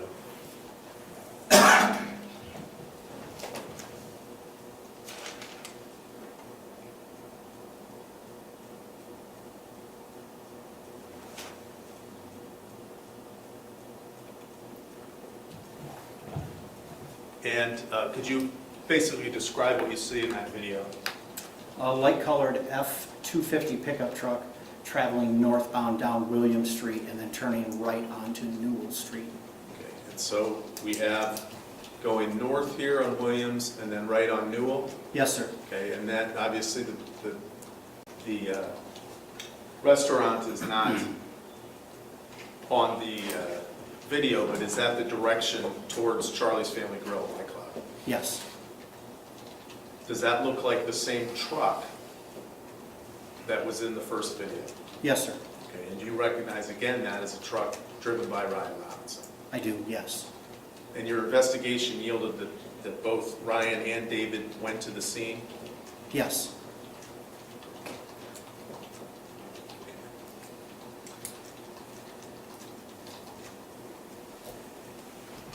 As far as the third video talking, I'm going to call it David Robinson going home, were you able to obtain a video of right there viewing towards the west? Yes. Okay. And again, this is from the Nuevo County Jail? Yes, it is. Mr. Stay, just for the benefit of the record, you said you captured what appears to be David Robson's vehicle going home. At what point are we talking about? I'll get to that, but thank you. And the date, or sorry, we know the date of the fire. The time of that video capture, do you have that? I do, right in my report. And would it, if it refreshed your memory, looking at your report, would you be able to recall that? Yes. All right, if you could do that, please. 9:46 and 58 seconds PM. I'm going to play that now.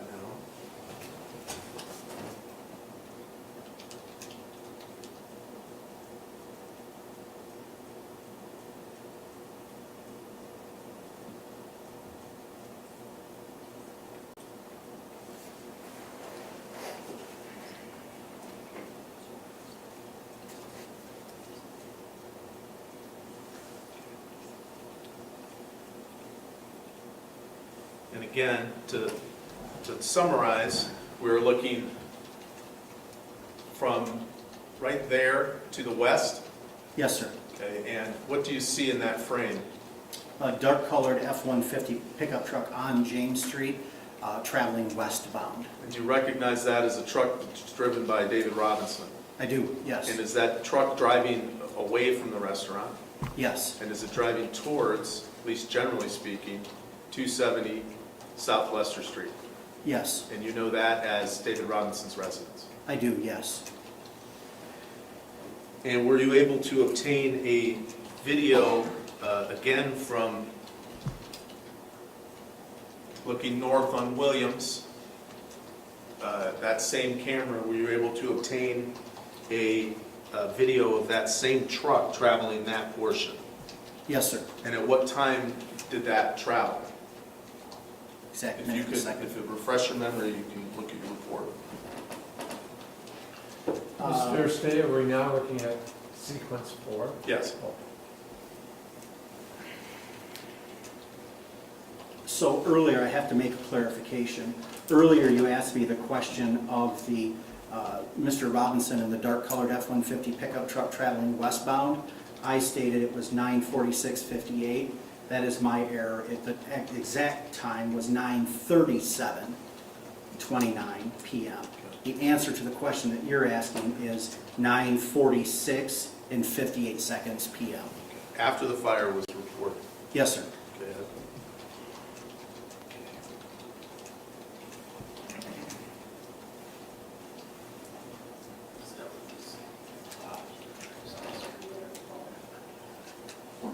again, I did misspeak, and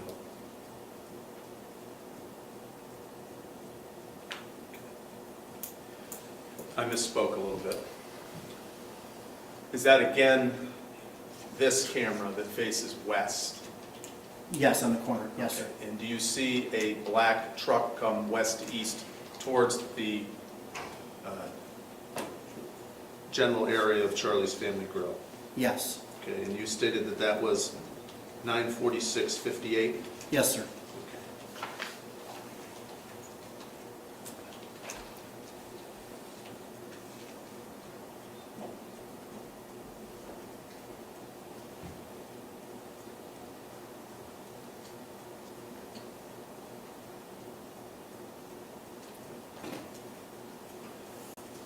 I want to talk for a couple minutes about what was referred to by Mr. Holloman, who obviously is in law enforcement, as a joint investigation. Can you explain to the court what the nature of how this case was investigated between the agencies? Yes. So initially, I was contacted by Mr. Chad Holloman of State Farm, as well as Doug Gauthier from Netterveld. And as law enforcement, we started to look into the case and started to see information that rose to the level of suspicious as far as the fire is concerned. After speaking with Mr. Holloman and Mr. Gauthier, it was decided that law enforcement, that I would assemble a team and conduct an investigation, as well as the private State Farm and their insurance investigator would separate but parallel investigations with some information sharing. But as far as, I guess I'll ask it simply, you have a small department. Do you agree Yeah, with that? absolutely, yes, sir. And this involved quite a bit of investigation. Agree with that? Yes, So you asked for some help from another agency. several other agencies, yes. And you talked a little bit about it there, there was really two arson investigators in this case. Is that correct? Yes, Okay, one worked for the state police. correct, Okay, and he's not here today. correct. Okay. But he did author a arson investigator report, is that correct? Yes, he did. And that the cause of the fire to be incendiary in nature due to intentional human I guess I'm involvement. going to object to this. The declarant is not here to review the report as per se hearsay. Mr. Stay? Your Honor, I'm moving for the admission of this report under MCL 766.11B, which, without any other foundation, allows the introduction of a arson investigator's report. And so that's why I'm asking to be brought through this witness. The court's familiar with it, and the court's going to permit the testimony. Thank you. There's an exception.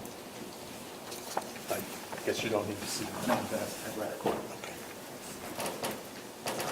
I just have one moment, Your Honor.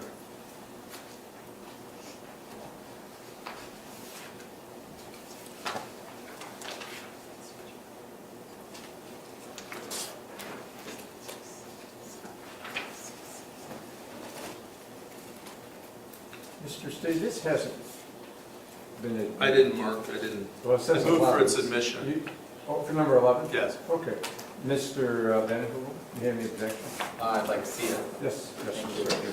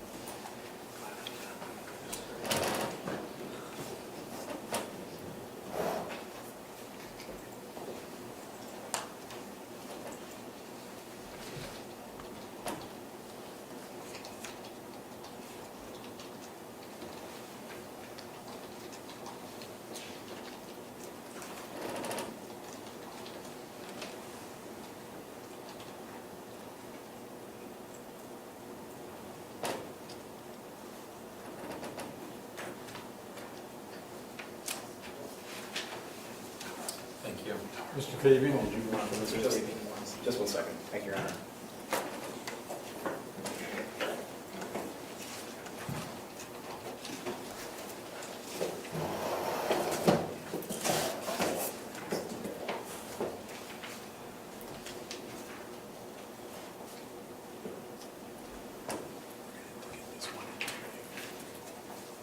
No objection, Your Honor. Very well, that'll be this. Thank you. Pass that to Yep. the- Thank you. It's been admitted, Mr. Fabian. I have no further questions. This might be a good time to break, because we're at noon hour. And the building, for the benefit of the parties and the public, the building is closed from noon to 1. If the parties wish to keep their belongings here, I'm going to have security lock up the courtroom, so you can keep them here if you wish. If you want to take them with you, certainly do that. And we'll resume shortly after 1. Well, the courtroom will be open, we'll try to get going right away, okay? And so you're all set for right now. And we'll stay in recess till 1 o'clock.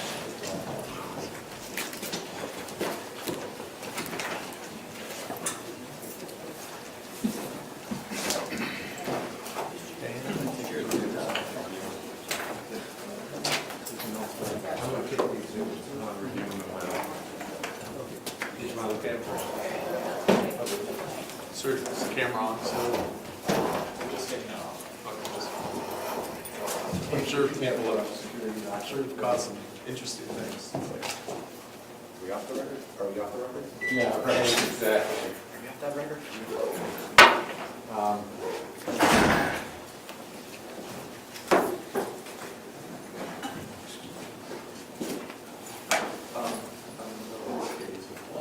Yeah.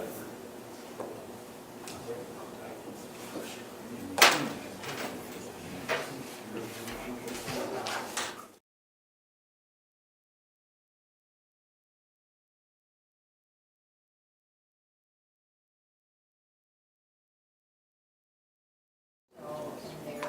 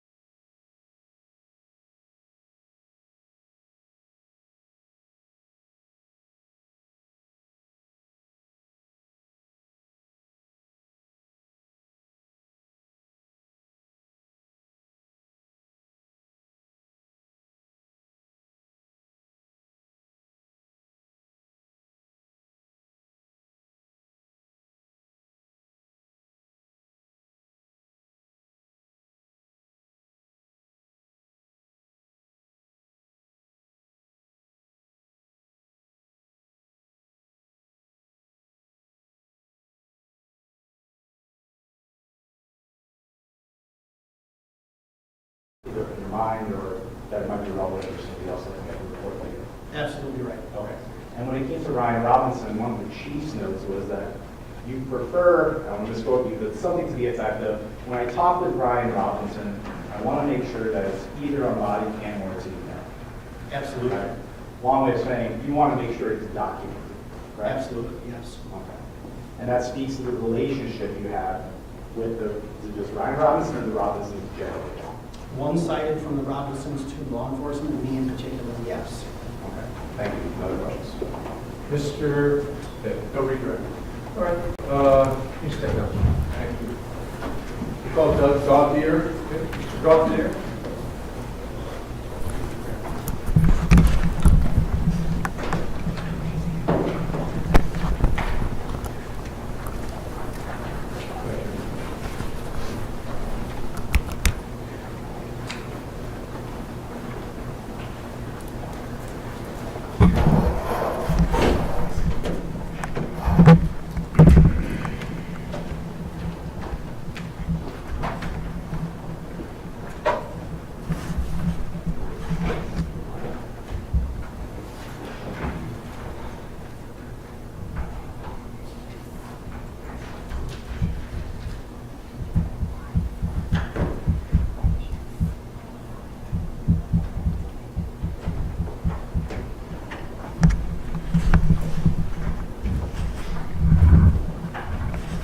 Mr. Gauthier.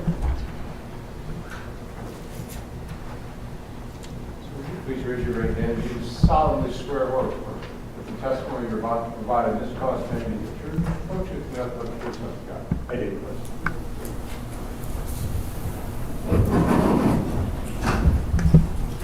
Would you please state your name for the record, spelling your first and last name?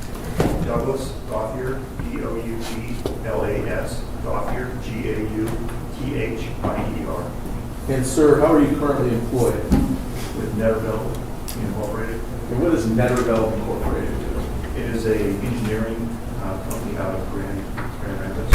And as part of the services that they render fire investigation, That is correct. do you have a background in fire investigation? Yes, I do. Let's start from the beginning. What sort of educational background do you have?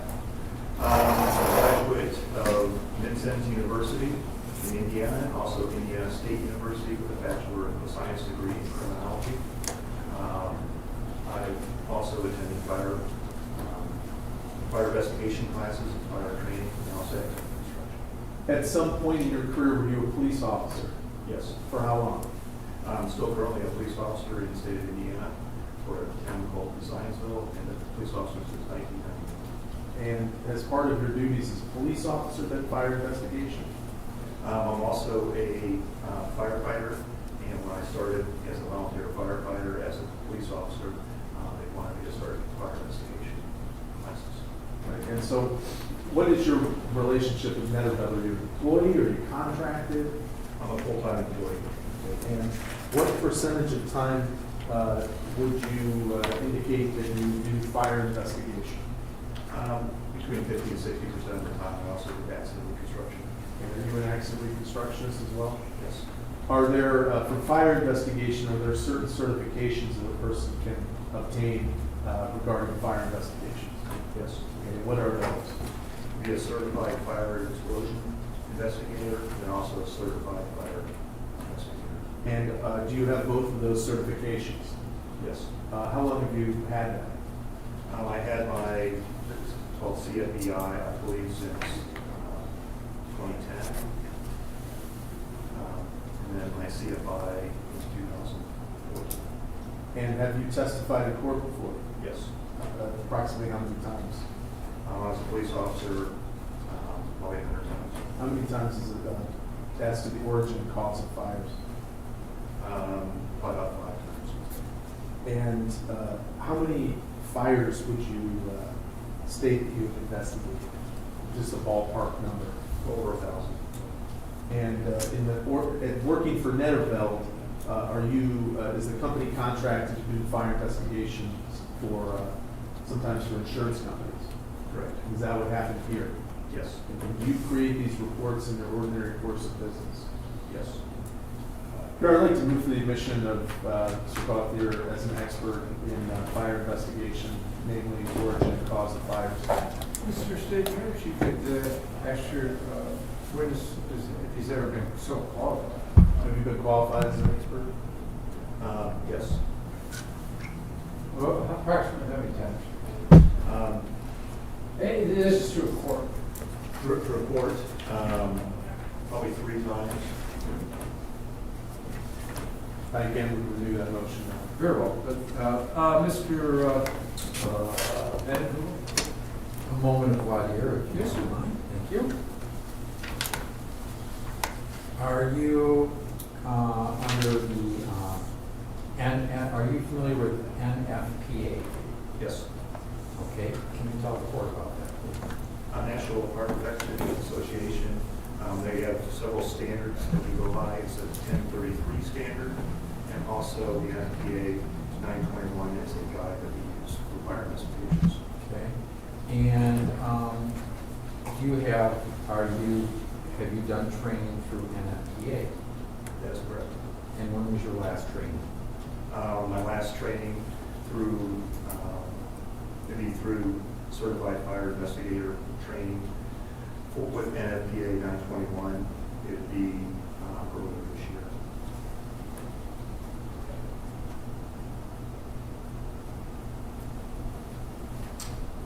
All right. And how long have you credentialed yourself with NFPA 921? How long have you been credentialed through this organization? I've used that since my start of my fire investigation career. Okay. And you do, how many training sessions have you gone to then with NFPA? NFPA doesn't actually put on training classes. They will actually, we'll upload to training classes that have NFPA material in it that we can through the CFI training. And they have through NFPA 1033, which you mentioned earlier, they have standards for professional qualifications, correct? Correct. And you meet those standards? Yes, I do. Okay. I have no further questions. Mr. Yeah, just asking for clarification. I thought I heard you say you've been qualified as an expert in court 3 times. What was the title? What kind of expert were you those 3 times? Be for fire investigations. Okay, very good. What courts were those? In courts in Indiana, Boone County, I was in Boone County. Okay. Have you ever been qualified as an expert in fire investigation in the state of Michigan? No. Okay. Have you ever tried to become qualified as an expert in the state of Michigan and been rejected by anyone? No. So this is your first attempt, I guess, right? That is correct. Okay. One other thing, you said earlier this year you did something with an FPA. Earlier this year as in the summer or January or February when? I take online classes for my NFPA or Certified Fire Investigations training, and I can look back and tell you exactly the date of the last one I've done, but I continue through the year. Okay. Before or after you investigated the fire? How about that? I've done some after I've done the investigation. Okay, thank you very much. If you have a motion to qualify the witness as an expert, the court is going to so qualify. As to the origin and cause of fire, and the court is basing that on the fact that he's investigated over 1,000 fires and so qualified at least 3 times in other courts of law, and he has several certifications in that area of that fire investigation. Continuously, not just got certified and that was the end of it. He's testified, he's continuously updating himself, and so the court's satisfied. The court's going to permit the witness to render an expert opinion as to the cause and origin of the fire. Go ahead, Mr. Smith. Thank you, Your Honor. Were you employed to investigate the cause and origin fire at 276 South Charles Street in White Cloud, Michigan, also known as Charlie's Family Grill? Correct. And at some point after you completed your investigation, did you author a report? Yes, I did. And when you are employed for this capacity, do you always make a fire investigation report? I do not always. But is it typical that you do? Yes. Okay. I'm going to show you People's 10. People's Proposed 10. Do you recognize this document? As you look at it.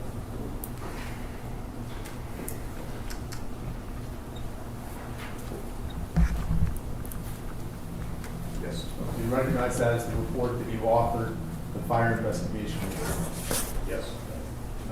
If we had a chance to talk before court, there was a police report in there previously. Has that been removed?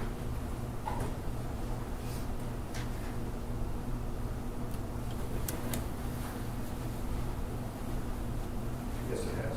Do I remove the admission of People's 10 under MCL 766.11B? Mr. Ventura, any objections? I guess I don't, I have the objection in that we have the witness here, we have the availability of live testimony. We haven't heard, nor have I had a chance to cross-examine his testimony, which may shed light on whether the report is admissible or inadmissible. And so I would ask that we delay that admission until we receive testimony and have questions. Mr. Bateman, any position one way or the other? I'll defer to my full counsel here, Your Honor, on that one. The court's opinion. Thank you. Exhibit pursuant to MCL 766.11B. Who, thank you, Your Honor, who makes a request to you to investigate fire? With the insurance company. And it's quite a lengthy report. I'll try to Yes. summarize a little bit since there's already evidence. What are the first steps you take in this case? For generating my report. Yes. So, For rendering an opinion and then generating the report. we get the claims assignment from the claims adjuster. I believe it was Carla Cheeseman we got the assignment from. I was available to take the fire, and I scheduled to go up through her office to visit the site with the Robinsons. I arrived there at the site. I spoke to them on the telephone before I arrived. I spoke to them on the site to collect my data, to render a report. I examined the scene on my initial visit. It was decided we would come back on the following day to dig through the scene to see if we find potential ignition source. Include that.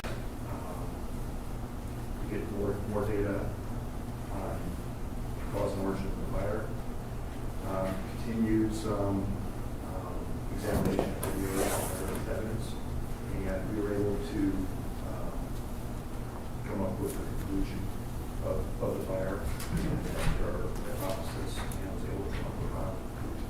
Okay, let's go a little bit step by step then. So you came to the scene what day? I have to check, I think it was on the 21st.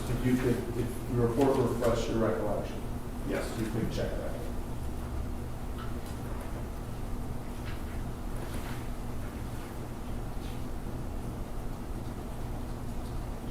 I completed a site visit on the 21st. And what occurred while you were there? That was my initial scene visit, to get a lay of the land and also see what that situation I had there, the scene, and also talk to the officers. All right. And would you describe what the building looked like when you got there? The building had been torn down, and it was a big pile of sticks. And in your experience as a fire investigator, do you have houses that are partially burned all the way to completely burned? Correct. And this one was in pretty poor shape. Yes, the building had been torn down. Are you still able to investigate a fire where a building is completely consumed by the fire? It makes it much more difficult, but it can be done. And to your recollection, a lot of statements made by Ryan and Dave Robinson in some of those in the report. Would you agree? Yes. When you first spoke with them, what was the nature of that discussion? Trying to try to find out what might have happened at the restaurant, how the restaurant operation was, if they had any type of new appliances or any electrical problems in the building, or any potential ignition sources.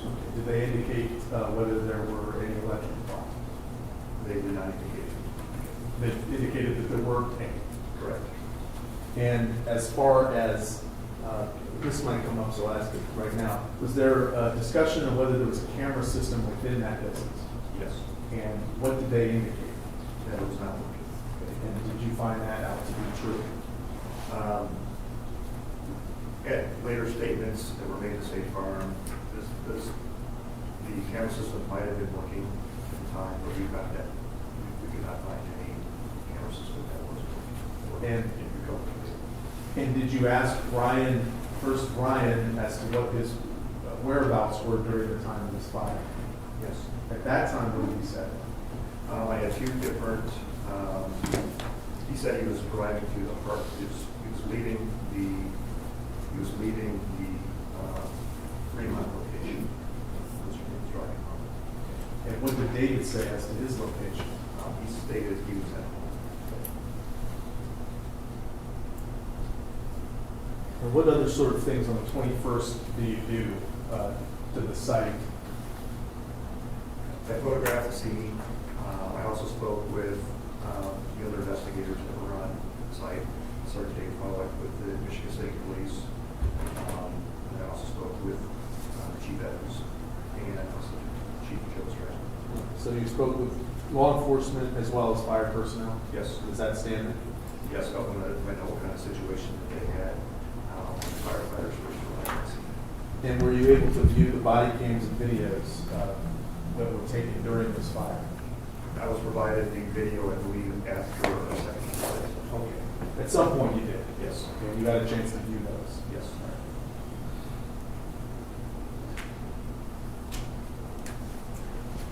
And when you returned on March 29th, what was the purpose for coming back? We wanted to sift through the debris, because it was a large debris field, sift through the debris and look for any potential ignition sources, look at the appliances. There was some question that the water valve for the business might have been turned off because there was not water spraying up from the basement or anywhere when we tore the building down. Typically, the water company, it's called shut it off. And we also wanted to find electric panels to see if any trip breakers or that, what we could find from that. And was there any thought about getting the furnace? Yes. So did you take the furnace, water heater, and the electric panel on that day? We did not take the furnace or water heater on the initial, on March 29th. We did a cursory examination of those there on site and determined that they were not the cause of the fire.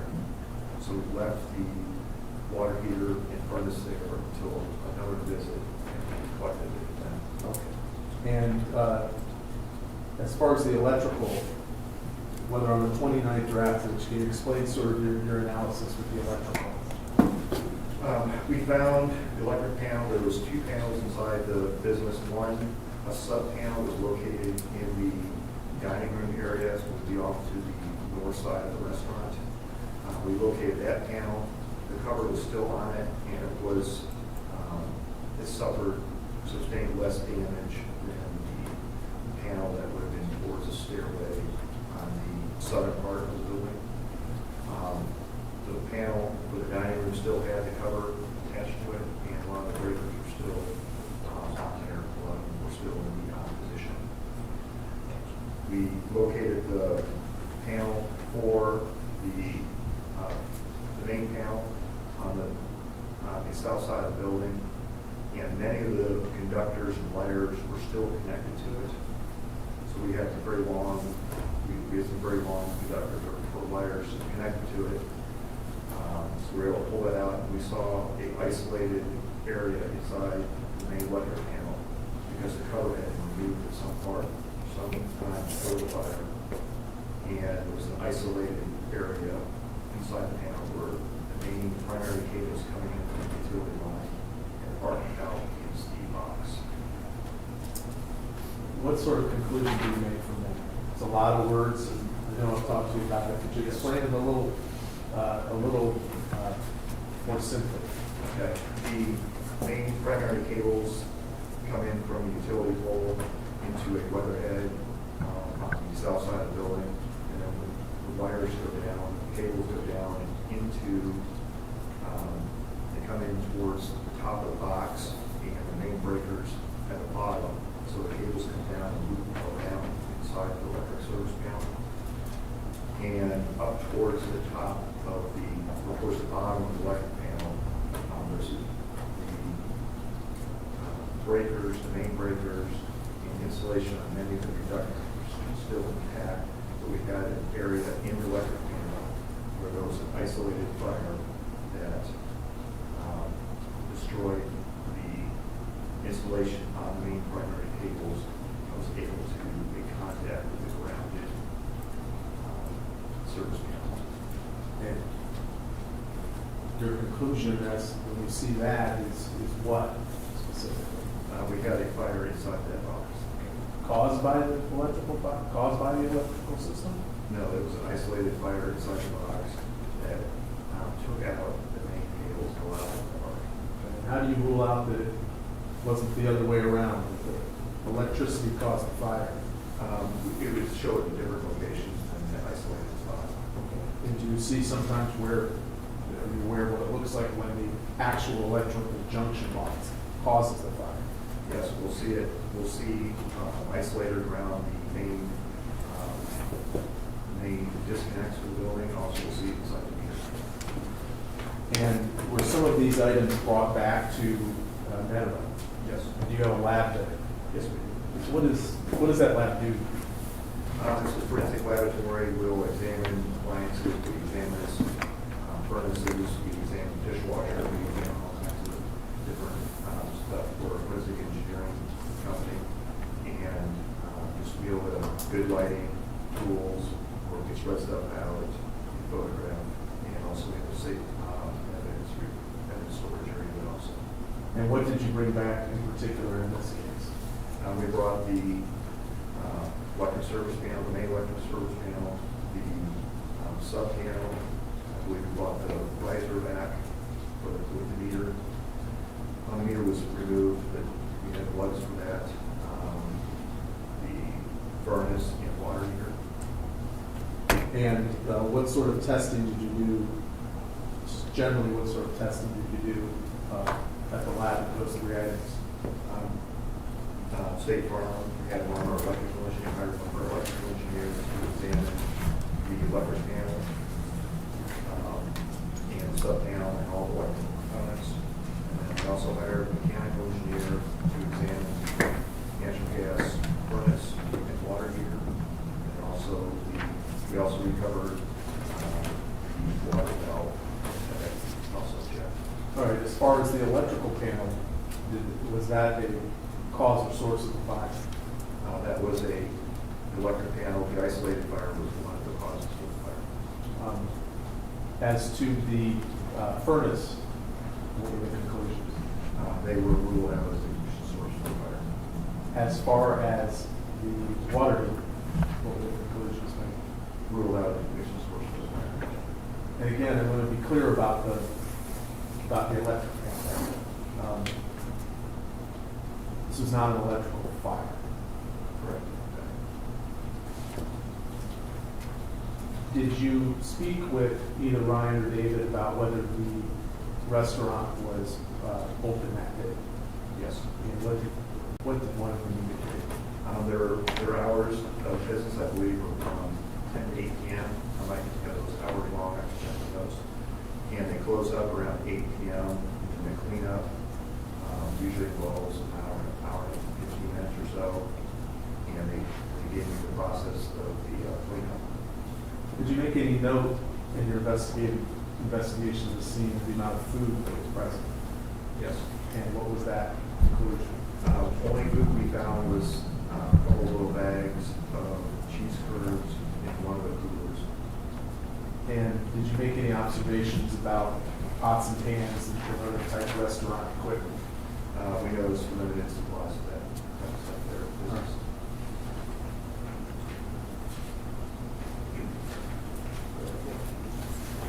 Judge, do you have? I don't know.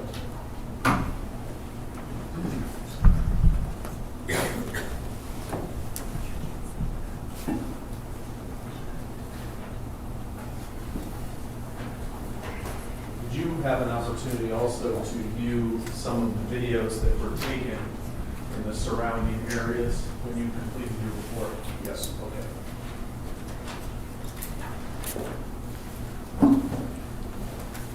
So let's first talk about origins. Did you make a determination in your report, your opinion on how many origins there were for this fire? Yes. And how many, what was your conclusion? 3 origin areas and possibly a 4th. And what were those origin areas? One of the origins was in the video and also from firefighter testimony and also from the body cam videos that we were able to obtain. There was a fire in the attic area, on the east side of the business. There was another origin area at the electrical panel, an isolated area, electrical panel, and then we also had a fire in the basement towards M37 on the western side. And your report indicates what you would call a possible fourth site. What was that? A possible 4th site, some firefighters, and also one of the body cam videos shows up in the front lobby area, the checkout counter area. It was described to firefighters, one of the top coolers was turned over, and then also the top of the counter, like it had fire damage, but it went out. And then there was also a broken window on the front of the restaurant where something that might have been on that counter might have went through the window. And why were you not comfortable with calling that fourth origin site? I was unable to find the top of that counter, and I didn't get a very good picture for the video was not very conclusive on the side of the play. And so we were talking about cause and origin. There are different causes for fires, different categories, is that correct? Yes. And what are those categories? You have an accidental type fire, you have natural fire, undetermined fire, and you have incendiary fire. Okay, is that the word is incendiary? Yes. And what is an incendiary fire? That was where it was intentionally set. And that's your conclusion, is that, what category did you put this fire? This was an incendiary fire. Nothing further on. Mr. Green. Thank you, Your Honor.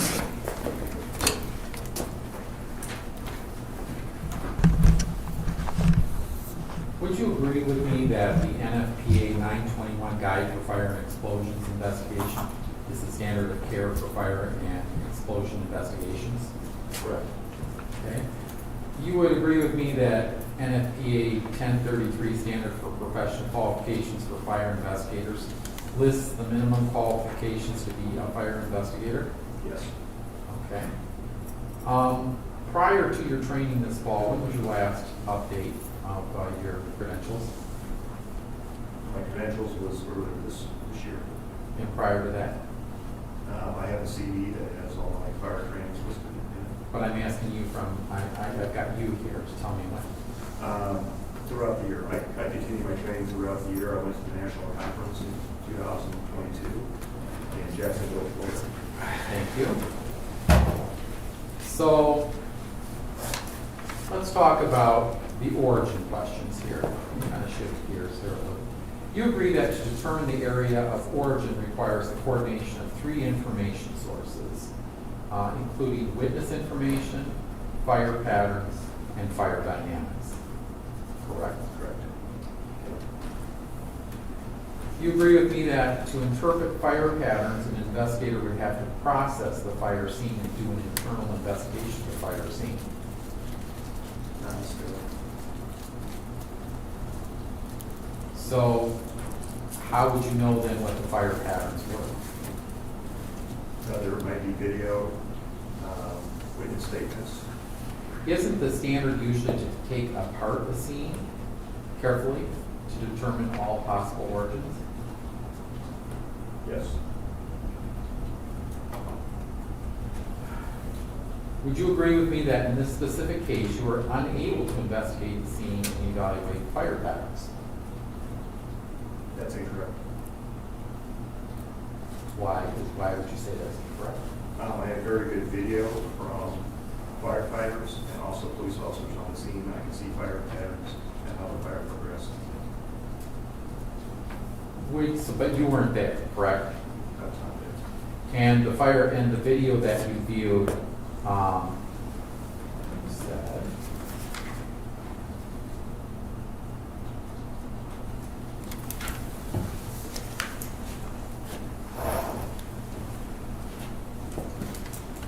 didn't you base some of your opinion on where the fire origin areas were located on the use of body cam videos that Chief Evans shared from officers serving ordinance violations in the restaurant on July 27 and August 7, 2022? I use some of that because you get the layout of the building. So you know that's the same layout before the fire? From firefighters on the scene, and also from statements from Chief Evans and Chief Stratton, the building was pretty much the same from August to March. So what you're saying is you're positing that you, even though you were unable to investigate the scene, you could still evaluate the fire dynamics, is what you're saying. I was able to investigate this. But you weren't there that night. That's correct. All right. You concluded there were multiple fires or multiple areas of origin for this fire, correct? Yes. Would you agree with me that the NFPA 921 identifies multiple potential reasons for multiple fires or multiple origins, correct? That is correct. And that as an investigator, it's your responsibility to evaluate and eliminate any of those potential reasons that were found in this specific case, correct? In other words, correct? Yes. So in other words, in plain language, you have to go through all the possible other causes before you can say there's multiple causes. You have to run through and do a process of eliminations. Is that a fair statement in plain English, or am I correct? I test my hypothesis, those two separate hypotheses.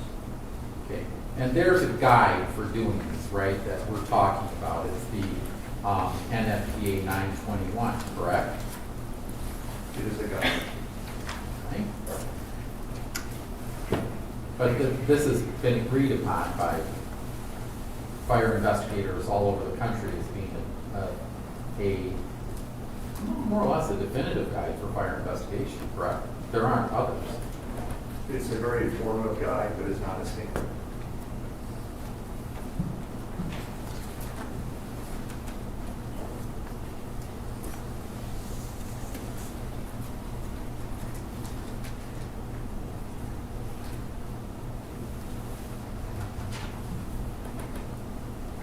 So,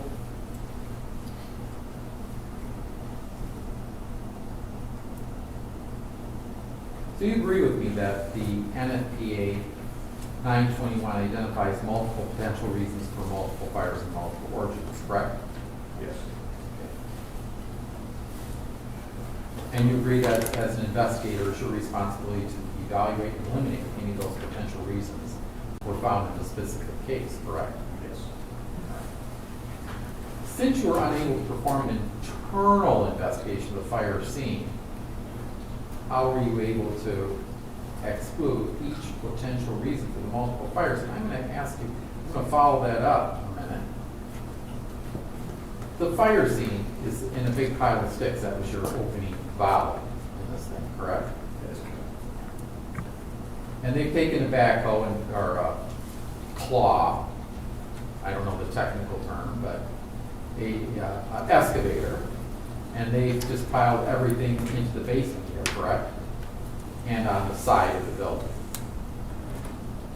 Yes, with the stuff that was in the basement was undisturbed except for other stuff being out. So there was undisturbed things, you mean unburned things in the basement? Some of the stuff from the other side of the restaurant was pushed in towards the basement. But there was, the stuff was piled, there was a whole pile on that basement, correct? Yes.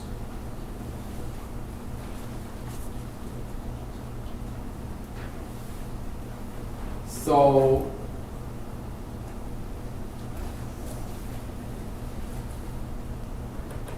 were you able to eliminate how are you able to exclude each potential reason for multiple fires if you've got a pile of sticks? I was able to do it from body cam video and also helmet cam video, also the other videos from the other side of the store, and also from the scene, what I observed there at the scene. So some of those reasons, and tell me if I'm wrong. Fire is spread by conduction, convection, or radiation, correct? That's some of the potential ways that fire spreads. Correct. Would it be kind of hard with a pile of sticks and body cams to figure out conduction, convection, radiation? So you can figure out how wind from a pile of sticks? Yes. Fire spread by flying brands. That's one of the potential ways. Do you have any evidence that suggests that it didn't fly by flying brands? Do you know that there weren't flying brands? I'll rephrase that. Do you know that there weren't flying brands? There was no connection between the basement fire and the attic fire. That wasn't the question. The question was, were there flying brands in the building? Do you know whether there were? I don't understand what flying flags are. Flying, and I'm taking words from the NFPA guideline, but okay. Flying debris that's, lit. Not at this start, but the fire was not. So you don't know, but you don't know if there were those. You're not able to eliminate those, correct? I'm able to eliminate that we had a fire in the basement, and we had a fire in the attic, and there's no connection between the two, even if there's flying brand or debris. But the standard says you have to eliminate all possible, you have to go through and eliminate other possible causations. Did you eliminate flying on fire debris? That's not a standard.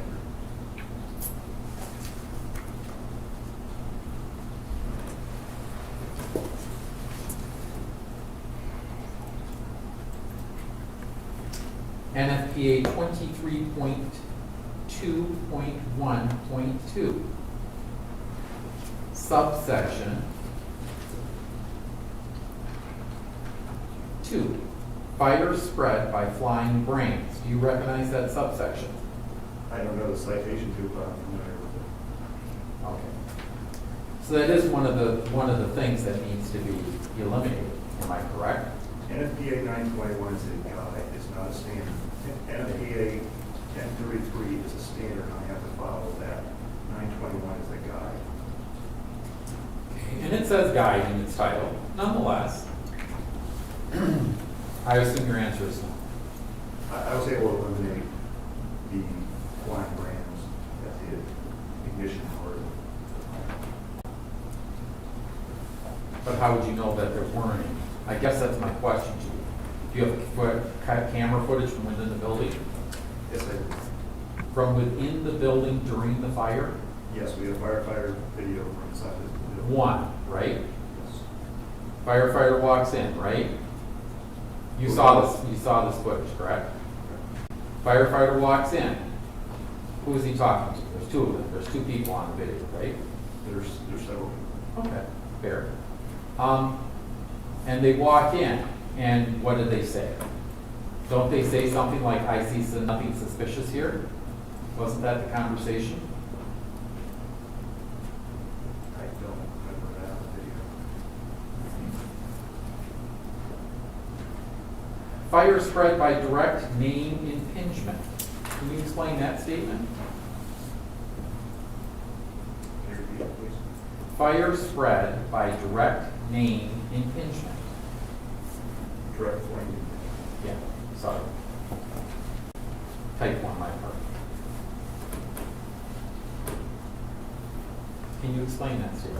That would be if I hold a lighter on this microphone here, and the flame catches the different microphone out there. It's direct flame convention. Okay. Were you able to eliminate that causation? Yes. How so? I was from the different ignition sources. I was able to eliminate that. Could that have been the initial source of ignition? Very possible.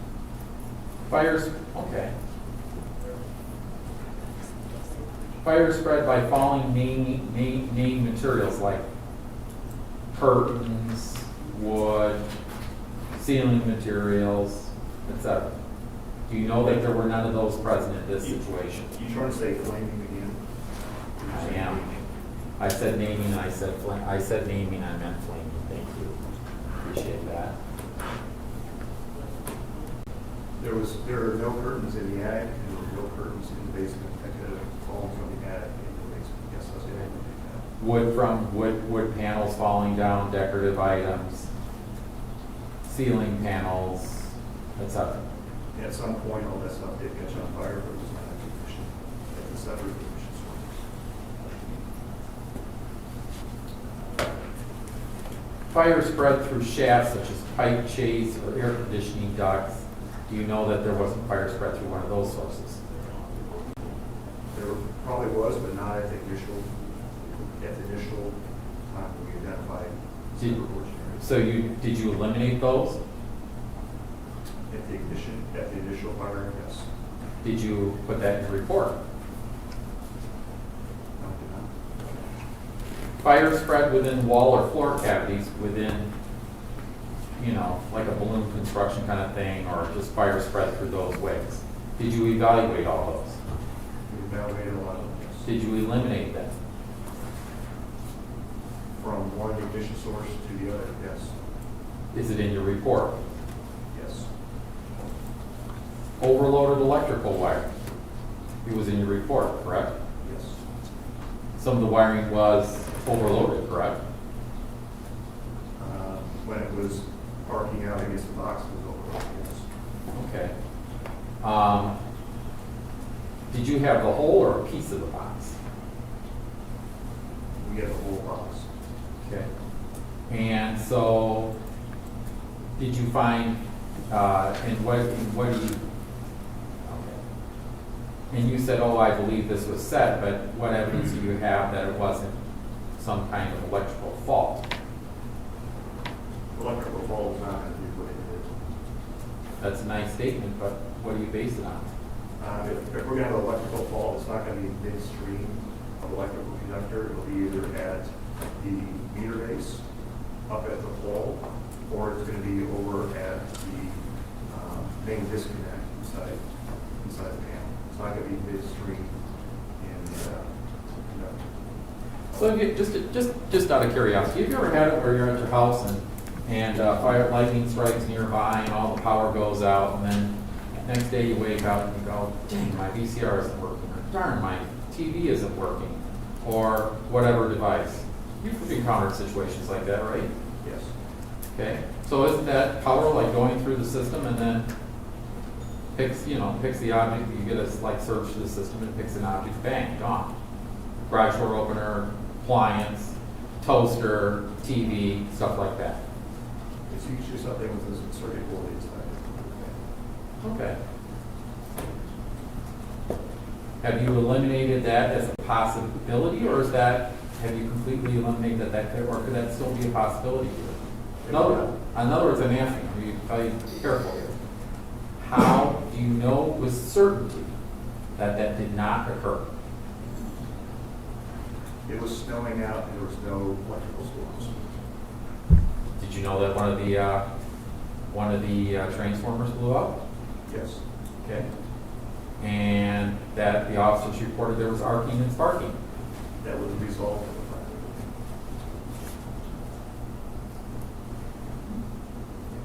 fire. Utility system failures. Check into that. Yes. Is it in your report? Electrical engineer, cleared in his report. Lighting. Did you eliminate that? It was snowing out. What? There was no lighting, it was snowing out. Okay. Rupture and launching of aerosol containers. Was there any of that? There might have been one that went through the front window or firefighter in there. All right. So like a tank, what do you mean by our aerosol container? What do you think possibly went through? I don't know, it's something put a hole in the window in front of the business.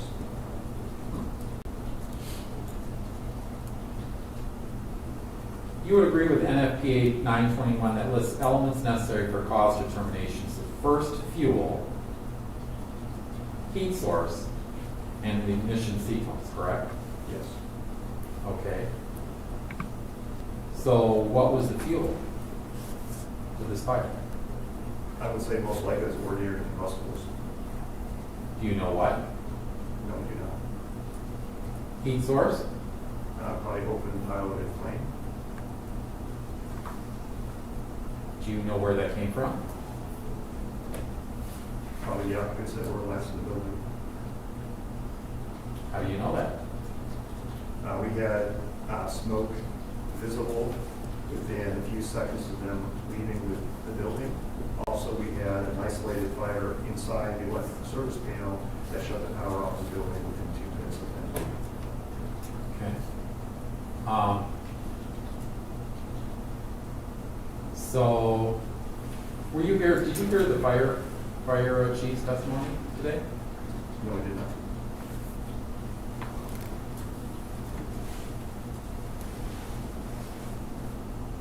So he said that there was light smoke when he arrived. He didn't observe any fire. Correct. Would that surprise you? I saw the body cam video and I saw the same thing. Okay. Is it possible then that somebody would not immediately cognate that the building is on fire? The building was on fire. We're not talking about facts, we're talking about perception of what people might notice. If the building is smoking, it's on fire. Not an answer to the question. The question is it possible someone would notice? Would know it was on fire. Would not notice. As in when? As in when the owners left, They would know. or employees, or other persons. It would have taken a few minutes for the fire to burn through the electrical conductors there at the electric panel. And they left within 2 minutes, I believe. I can check my timeline, but they would know that the electric panel was on fire. Fuel, where was the electrical panel located? It was there by the top of the stairs on the south side of the building. Okay. You said fuel, heat source, and ignition sequence. What's the ignition sequence? The ignition sequence was a open piloted flame to a ordinary combustible, and an ordinary combustible caught on fire. Okay. As a fire, let's strike that. Were you aware the building had a triple roof? Yes. Thank you. As a fire investigator, you need to provide details for the first fuels, heat sources, and the circumstances surrounding the ignition sequence. Is that correct? Yes. Okay. As a fire investigator, you would agree with me that to determine the cause of fire, the fire investigator must be able to prove that the heat source is competent to ignite the fuel, the first fuel, correct? Yes.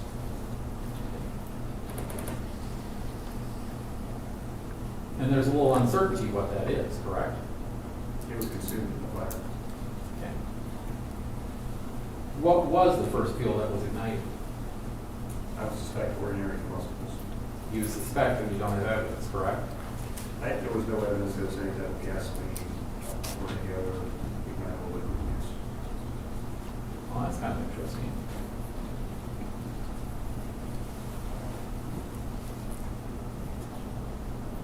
Since you do not know the exact fuel, wouldn't it be true that you do not know the characteristics of ignition for this fuel? I'm assuming that it was ordinary combustible. This was from Marshall. I appreciate that word assume.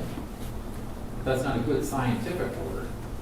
So you don't know, if you don't know the fuel, you don't know the characteristics for ignition, is that correct? I don't know the exact fuel, but I can tell you it was not, did not appear to be a ignitable liquid poured throughout the building.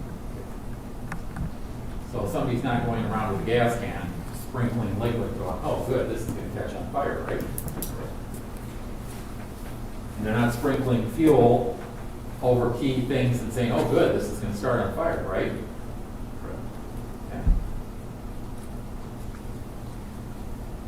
Since you do not know the first fuel, wouldn't you agree that you do not know whether the heat source is a competent ignition source?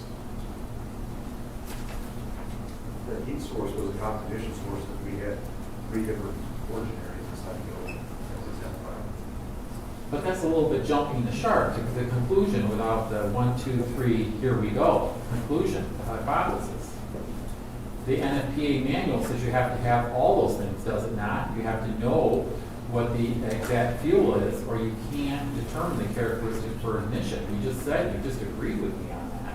So how do we get from this plus this equals this? You don't have the building blocks necessarily. You have a fire. You have a guide, NFPA, which tells you here's how we get to fire, but you don't have the necessary things to know for sure what happened. Isn't that correct? That's what you're telling me, right? I do not know the exact first fuel ignited, but I know it was significant to cause a fire. It's not necessarily necessary to know the exact first fuel ignited, because many times it is consumed within the fire. Just like if I start a fire behind you, you aren't going to know exactly what I set on fire, if it's a piece of paper or a piece of clothing. Many times will be consumed in the fire. So I'm going to quote from the NFPA 19.1.1. The determination of fire cause requires the identification of these factors that were necessary prior to have occurred. These factors include the present or competent source, the type, and the form of the first fuel ignited, and the circumstances, such as failures, human actions that allow the factors to come together and start the fire. Does this sound familiar? Yes. Device or appliance failures can involve, for example, a high-temperature thermostat that fails to operate. The device may have failed due to a design defect. Human contributions to a fire can include failure to monitor a cooking pot on the stove, failure to connect electrical wiring tightly, resulting in a high-resistance connection, or intentional acts. For example, consider a fire that starts when a blanket is ignited by an incandescent lamp in a closet. The various factors include having a lamp hanging down too close to the shelf, putting the combustibles too close to the lamp, and leaving the lamp on while not using the closet. The absence of any of these factors would have prevented the fire. The function of the investigator is to identify those factors that contribute to the fire. Am I accurately quoting this quote? Yes. Thank you. So, it's fair to say you've got a couple pieces missing here.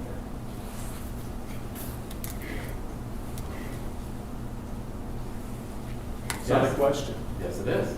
Is it fair to say you've got some pieces No, I missing? mean, he hasn't finished his question, so let Mr. Van Hool ask his question. Thank you. You have pieces missing, correct? I don't have to have all the pieces.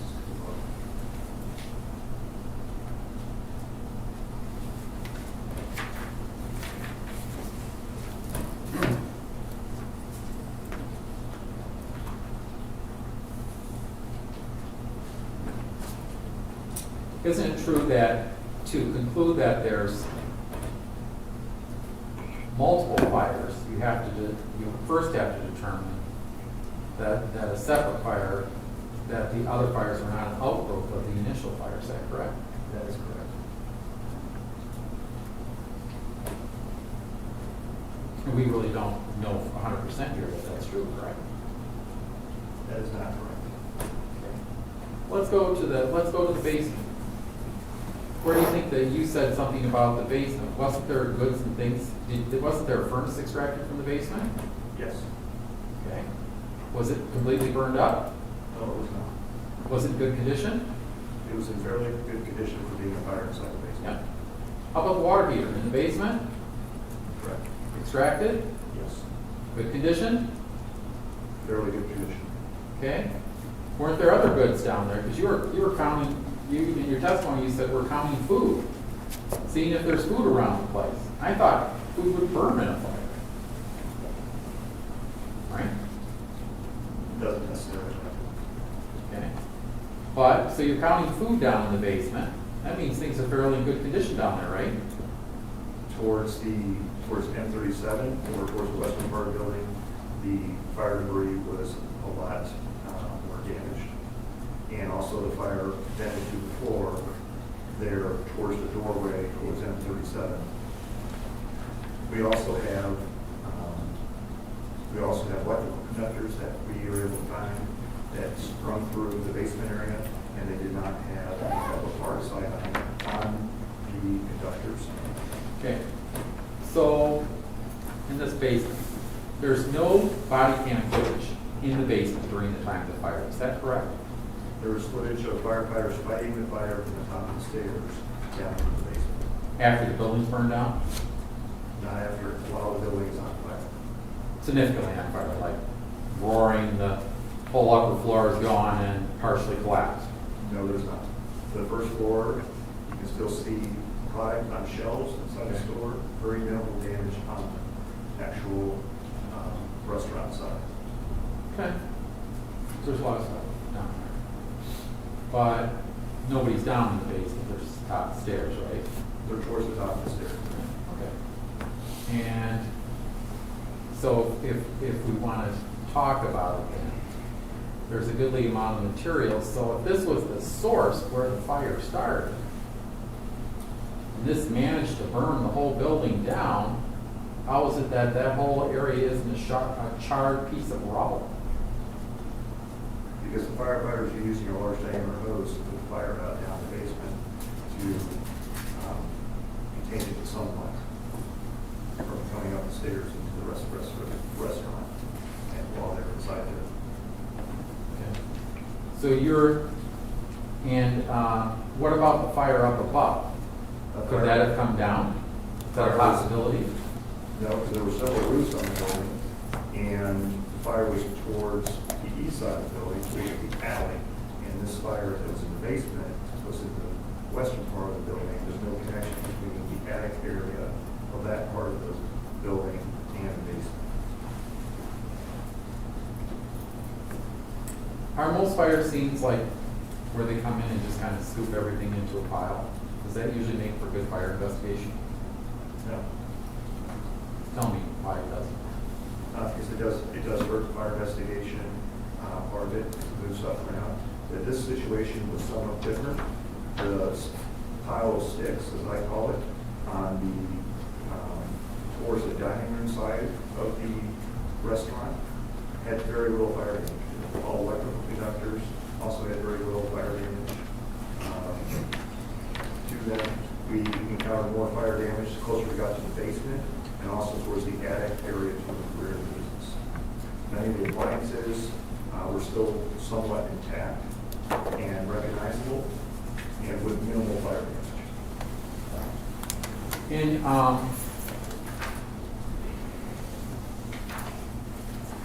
quoting the 921 standard again, would you agree, and I'm quoting 23.2.1.3, apparent multiple points of origin can result from continued burning at remote parts of the building during fire suppression and overhaul, particularly when a building collapse or partial building collapse is involved. You recognize that section? Yes. Okay. So what it's saying basically in plain language is, once the building collapses, you start redistributing things, fire can continue to happen. Right?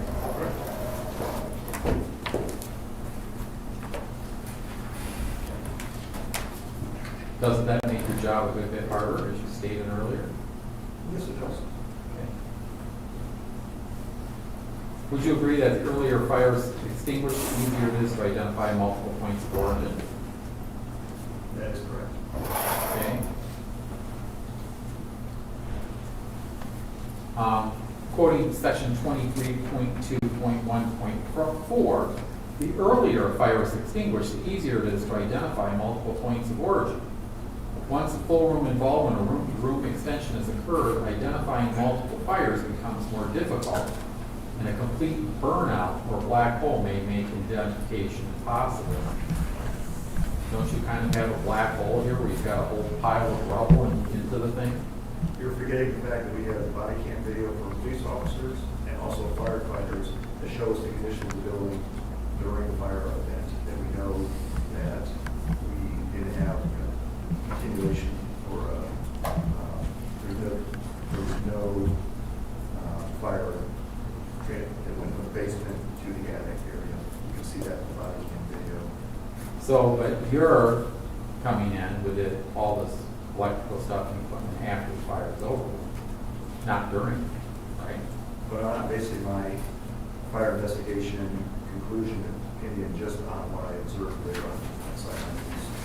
The big picture, I always everything in there to come up to my conclusion that we had multiple origin areas. I just didn't use my, if I didn't have the body cam video with the video of the other businesses, it'd make it very difficult to determine the cost of practice.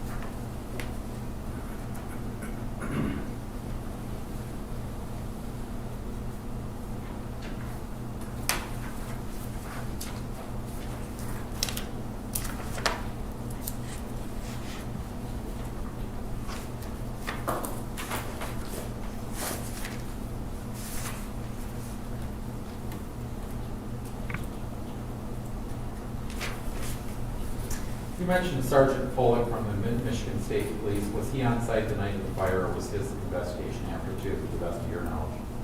I believe he arrived on site about the same time I did on the 21st.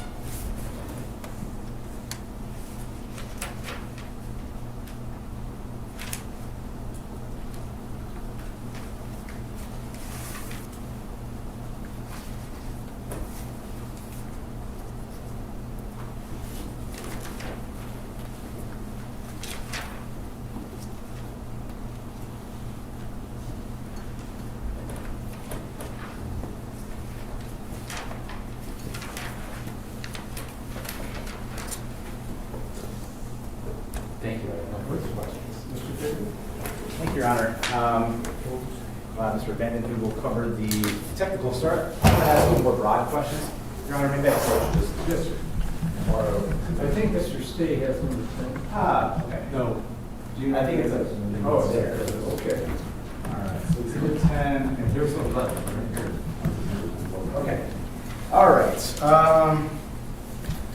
All right, let me take a look at this thing. This is exhibit 10, this is your report.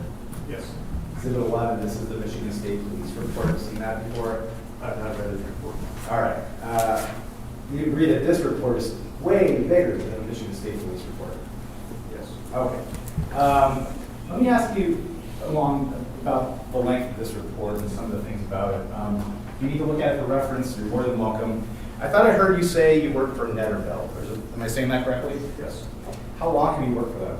I've worked them for 9 years. The 1,000+ investigations you've done in arson, are those all for Netterbell or somebody else?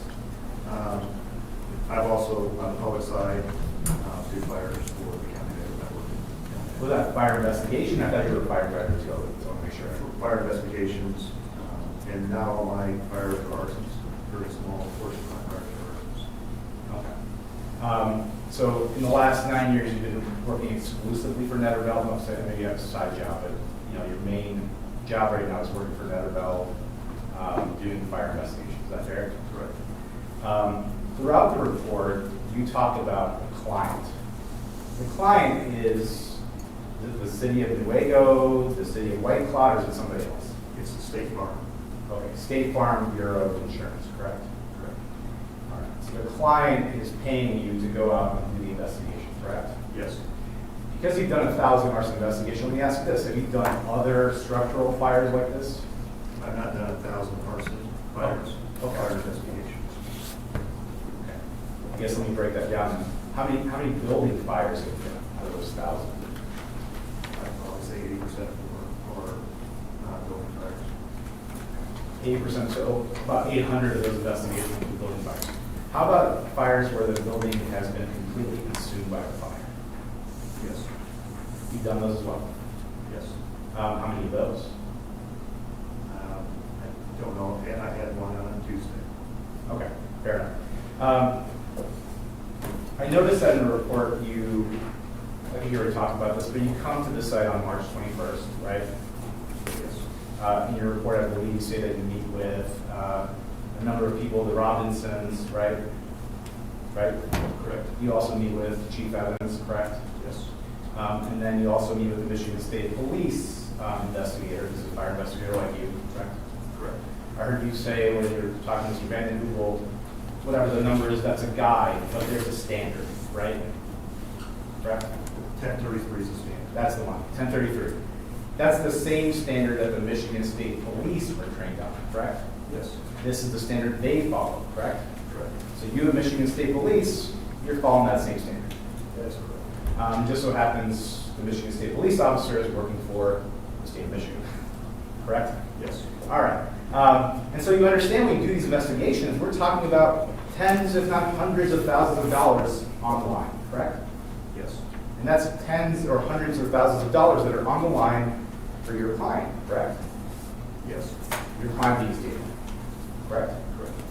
If you determine that there's an arson, then I would assume under those policies, State Farm is not obligated to pay the claim, correct? I'm not on the insurance part of it, I just do fire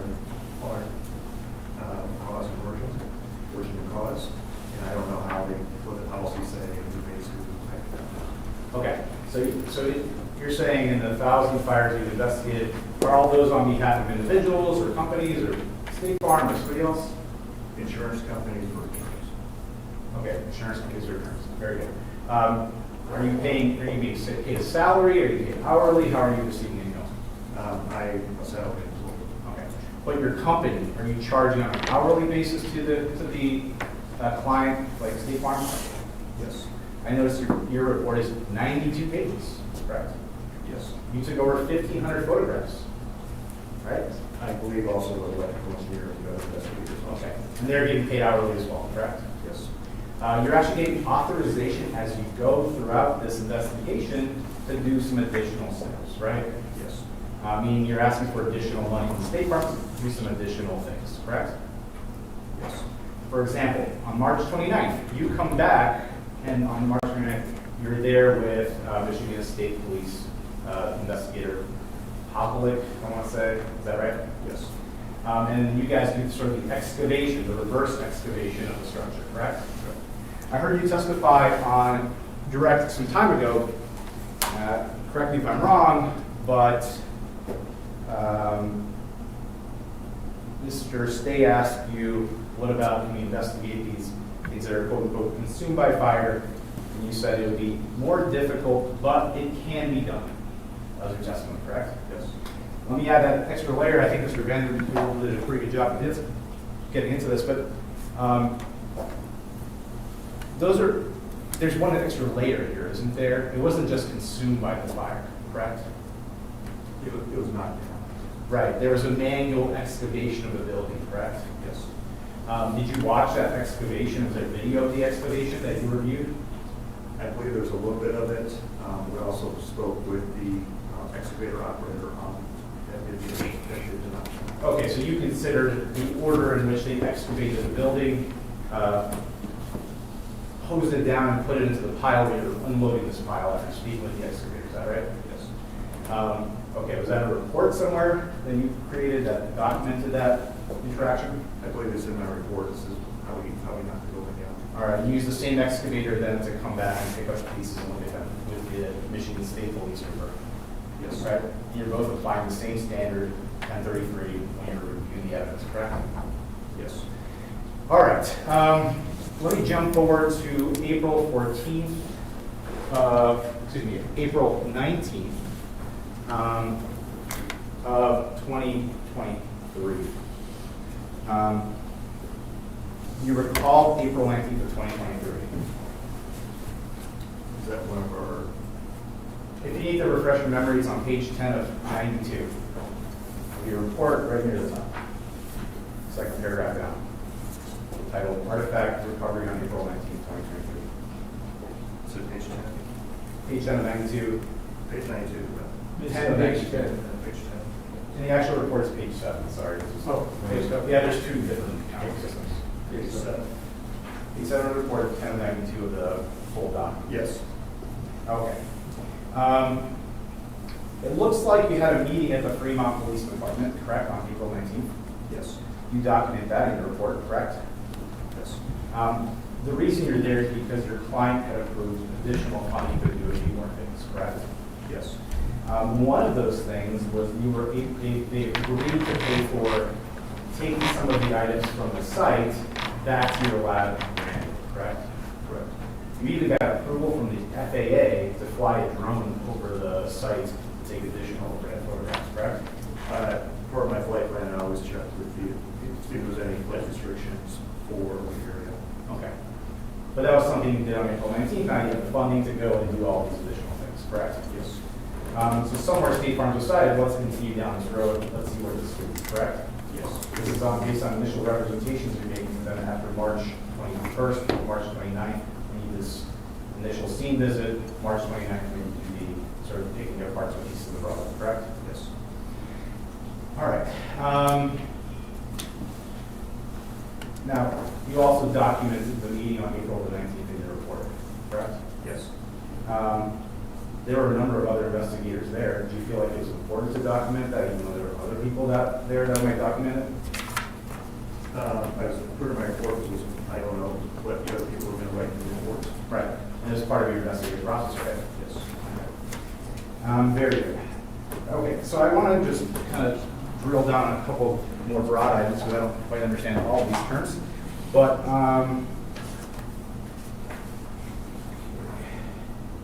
you said a lot of what you relied on was kind of the video from the scene, the firefighter video you were talking about, right? Correct? Correct.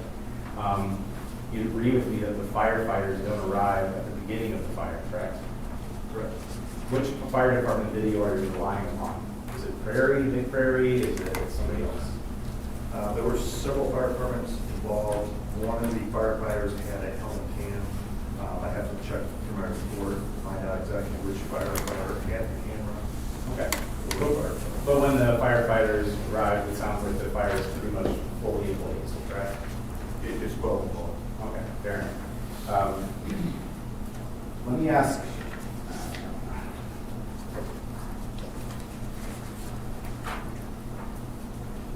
I want to talk, just kind of close this out with the conclusion in your report. So after the April 29th kind of excursion, you gather, was it the heating furnace? Is that the thing?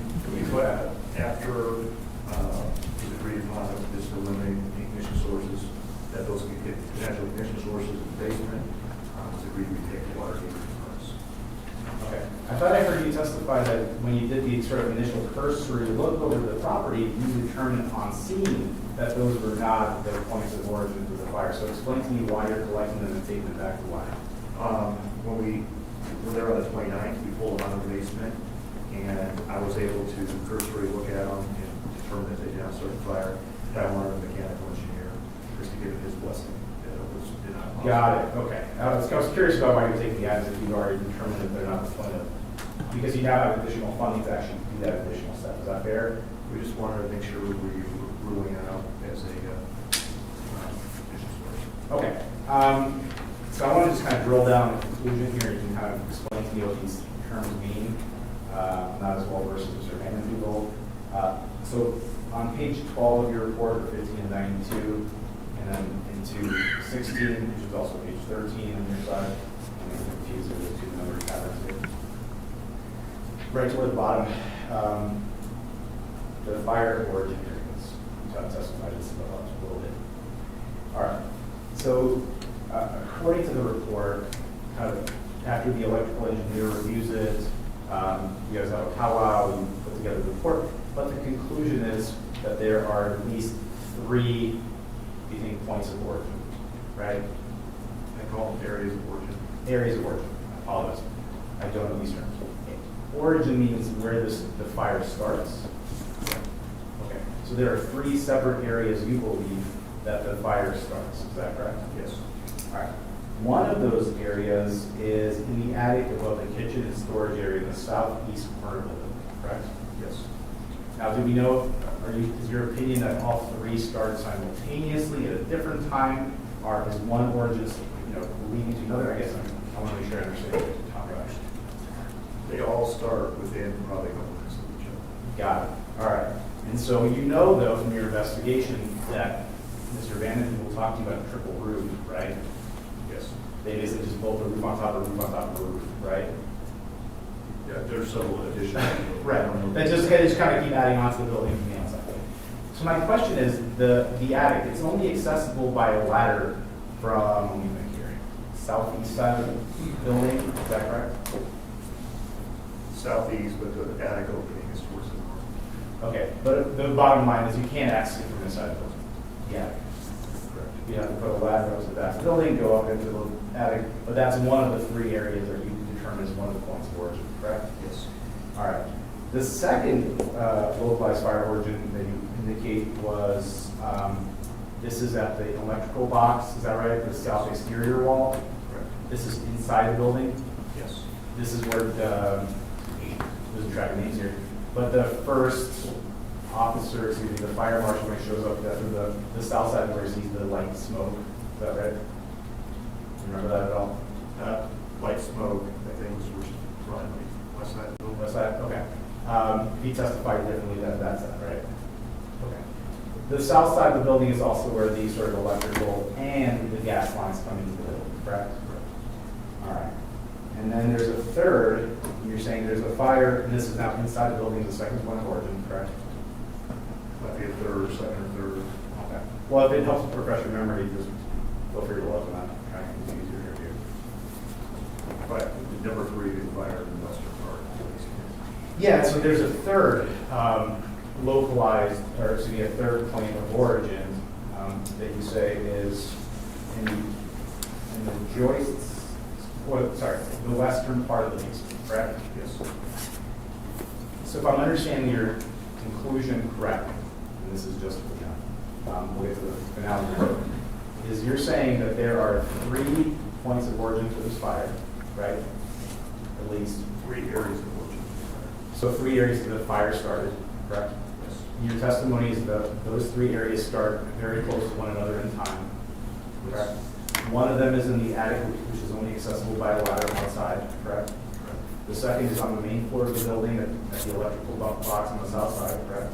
Yes. And the third point of origin is simultaneously or very close to in time in the basement of that building as well, correct? Yes. All right. To make sure I'm clear about that. You're able to put that together based upon kind of refiguring the building in reverse, correct? And I think Mr. State undersold this, but you actually conclude that there weren't just 3. I think you testified there were 4. But if I read your report here correctly on page 13, 16 to 92, isn't it true you actually said there might be 3, 4, or 5 origin areas inside the restaurant? So there's up to 5 areas of origin. Isn't that your conclusion in this case? I don't see a 5th, but there's possibly a 4th there. Well, let me just draw your attention to page 16 of 92 or page 13 of your report, right under conclusion, the very first paragraph, or very first line actually. It says, based on our investigation to date, it is our opinion there were 3, possibly 4, 5, oh, excuse me, it's 5. It says fire. That is a deep reading. So I apologize, so there's a potential for it. Did you opine on where that 4th area was? It was possibly up there on the front counter of the rest of the checkout area of the restaurant. Okay, and the front counter is where in the building? It'd be towards the western part of the building. So toward the front door of the building, western side? Yes. And it's your opinion that all 3 or 4 of these things in these various areas begin at the same time? Within a few minutes of each other. And your opinion is also that, I want to make sure I understand what this means, open or piloted flame? What is it, just for my own is that? Could be a match, lighter, torch, anything else with the flame on Could be what? it. Anything with an open flame on it. Okay. If I'm thinking lighter, it's gotta be something using, right? Yes. If I'm thinking candle, that would just be burning there by itself, right? They could use a candle, lights, more very possible, so an open flame. So your opinion would be then that there are 3 areas where there are open flames simultaneously going at the same time that caused this fire to begin with 3-second response, correct? Within several minutes. But each area would require its own open flame, am I right about that? Correct. And potentially a 4th area, maybe the front west, correct? Yes. I'm interested in, at the conclusion, this may just be boilerplate for your company, but that 3rd paragraph down, it says the information contained in this report is based on information available at the time, and then kind of cuts to, you reserve the right to amend or modify this report if newer significant data becomes available. Is that fair? That is boilerplate. Okay, that is boilerplate. Which links to the last paragraph, this is also boilerplate.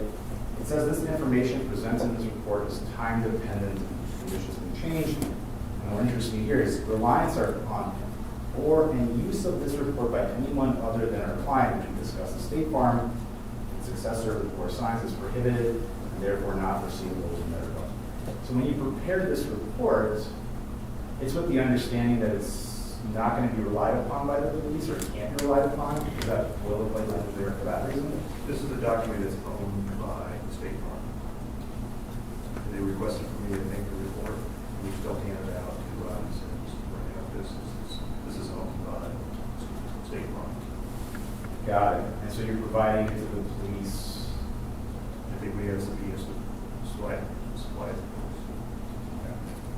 But you're representing it shouldn't be relied upon by them, right? At least that's the language in here. I don't know anything about it's people. I'm just asking about your report. I'm wondering what's It's in there. my report. I don't know about the boiler plate and how all that. All right, but the conclusion is yours. The rest of it might be boilerplate put in it by a lawyer. Is that fair? Yes. Okay. Thank you. I have other questions. Mr. Smith, redirect. I just have a couple of things.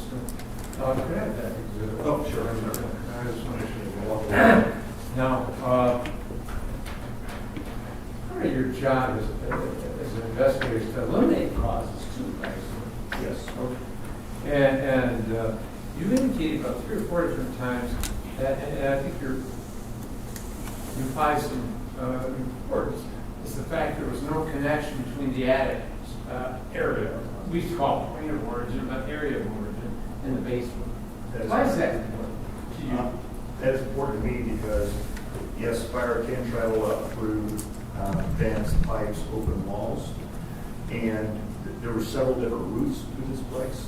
And this back area where this attic was, there's no connection because of the multiple routes. Other areas where this fire was located on the far western part of the basement. And we had an attic fire on the far eastern.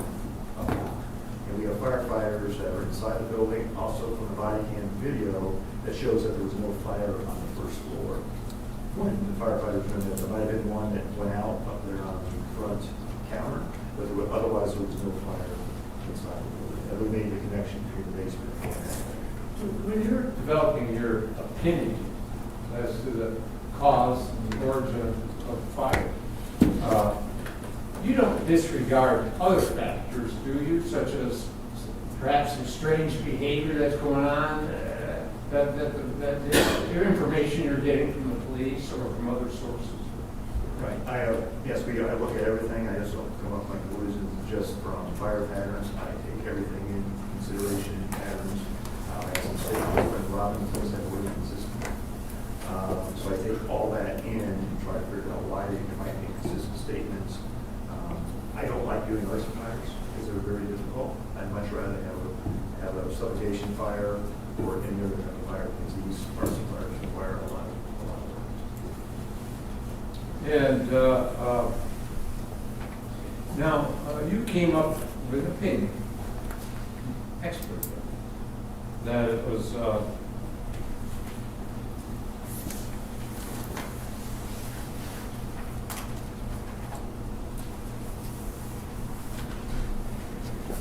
that it was an incendiary fire, intentional incendiary. Yes. And Michigan State Police Brad Popovic, who, his report was exhibit number 11. Initially, his first initial observations and that type of thing, he couldn't tell what he called origin of the fire or the cause. But later on, at the end of his supplemental report, I'm just going to read it. It's page 2 of 3 of the supplemental, under cause. In light of all the new information and evidence, I believe the cause of the fire to be incendiary, or the same conclusion we came to, in nature, due to an intentional human involvement. Do you agree with that? Yes.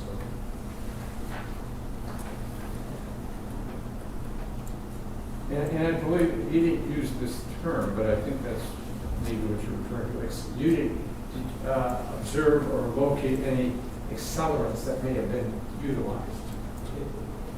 I did not locate any. The scene was heavily damaged by the excavator, which makes it difficult for that. And also, I did not see any obvious signs from the fire investigators or the firefighters that were on scene. Did not. Sometimes you can smell gasoline even inside a fire, or any type of other kind of liquid. And also from the body cam video, I didn't see any trailers or anything like that that made a connection. Mr. Say, is there any follow-up to your first question? No, thank you, Your Honor. Mr. Van Enkel?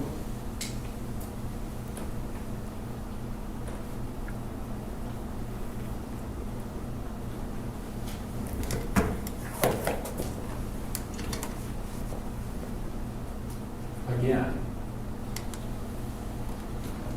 you don't really have you don't have an accelerant, or to put it, you don't have the element necessarily that caused the fire. You know it's not accelerant. It's not gasoline, liquid something, correct? I cannot say that for sure, but it's not worth it. You don't really have that connect, know really what it is. The conclusion is just, I think it's human involvement. You don't have an origin or a stumble here a little bit, but you don't have necessarily the fuel source for this. But you don't correctly know. Many times we don't know the exact first fuel because it's consuming, so I presume the fire. Thank you. Yes, Your Honor. I think the court asked a very relevant question regarding the Michigan State Police report that initially concluded that it was, too hard to tell. I don't know if you had a chance to see the Michigan State Police report, but let me ask you this. It's in evidence, but before Michigan State Well, Police... since you bring it up, I'll just let him. Yeah, that's great. It's Yeah, please, yeah. 11. Yep. Exhibit 11 on page... I know you testified. Yeah, so page 8 of 9. Actually, you would have been present for this too. But before we get the Michigan State Police to issue this sort of opinion that the judge alluded to in Exhibit 11, it's on page 8 of 9. And there it says, it's under a big bold heading called second meeting. Do you see that? Page 8 of 9. So the very bottom right should have 8 of 9. Yes. If not, it's page 2 of 3. The second page is there. Okay, and this is the supplement.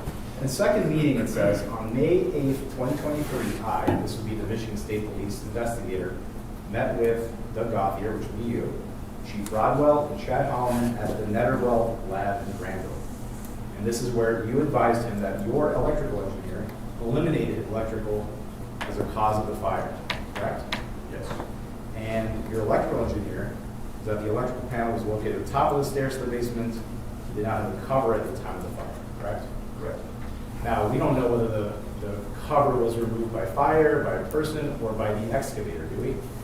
It was removed prior to the fire. Okay. Did you locate the cover for the electrical panel? I don't believe I think we found it later, might have been up.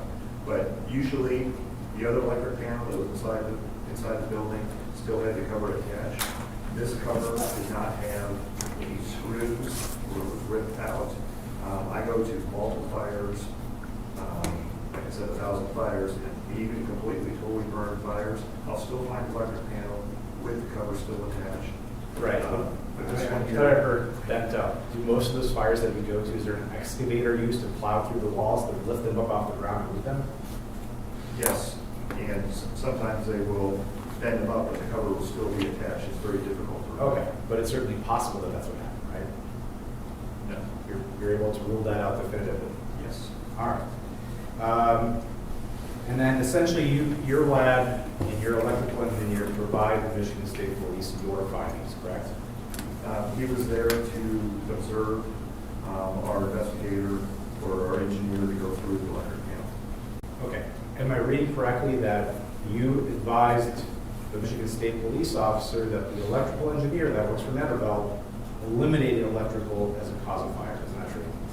Yes, and he was also present when George Orphan did that too. All right, but the people that are explaining this information are all employees of Netterville, correct? You, the electrical engineer, everybody who's having this powwow on 88. Isn't that true? This would be May 8th. I was the only one there. Mr. Orphan was not present. All right. But essentially, it's after this meeting that the supplemental report gets filed and the Michigan State Police officer, Arson investigator, changes his opinion and kind of falls in line with what your lab has concluded. Isn't that true? We also watched videos and videos from the scene, also body cam videos, all the evidence that he was able to make a conclusion it was an incinerary fire. I get that. But he's reaching this conclusion based on a collaborative effort from your lab to show him why you're reaching the conclusion that you are. Isn't that true? Yes, I told him I found the electrical panel and was eliminated by electrical. Okay, fair enough. I don't have any other questions. Mr. Stamen, this one's the excuse from subpoena. I'll take that next. Yes, Your Honor. Mr. Bennett, do you have any objections? I have no objections, and I'd like to thank the witness today. Mr. Bateman, any objections? No objections, Your Honor. Thank you. Sir, you can stay or leave. Thank you. Thank you. This might be a good time for a break. We'll resume at 3:15. Mr. Stay, how many more witnesses? One, Your Honor. One more witness you intend to call? Okay. And I know that defense may call witnesses. I don't know if they are. Okay, we'll stay in recess for 10 minutes. All right.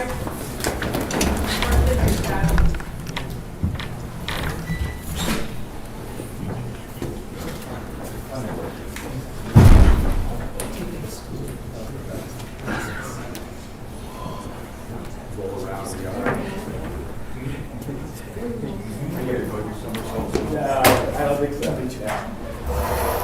Hurt my back to down.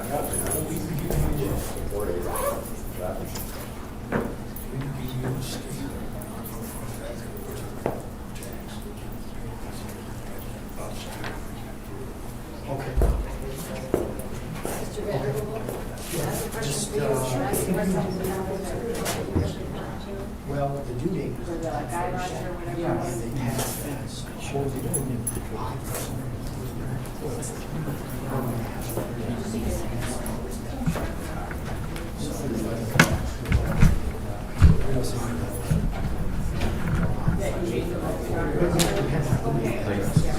Okay, all right, I'll be right back. So you have crossed. Oh, this is an extra one? Well, thank you. Even trade, how's that?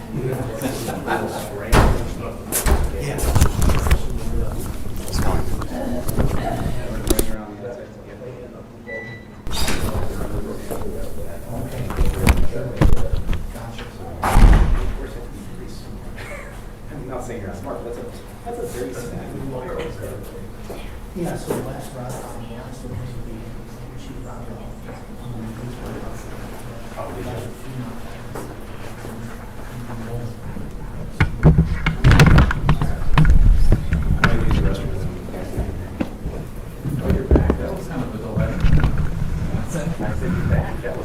Yeah, I was a little late. I've been back here. Oh, okay, I didn't see you. I was like, I don't know where you went. Yup, we swapped guys. I was just a little behind.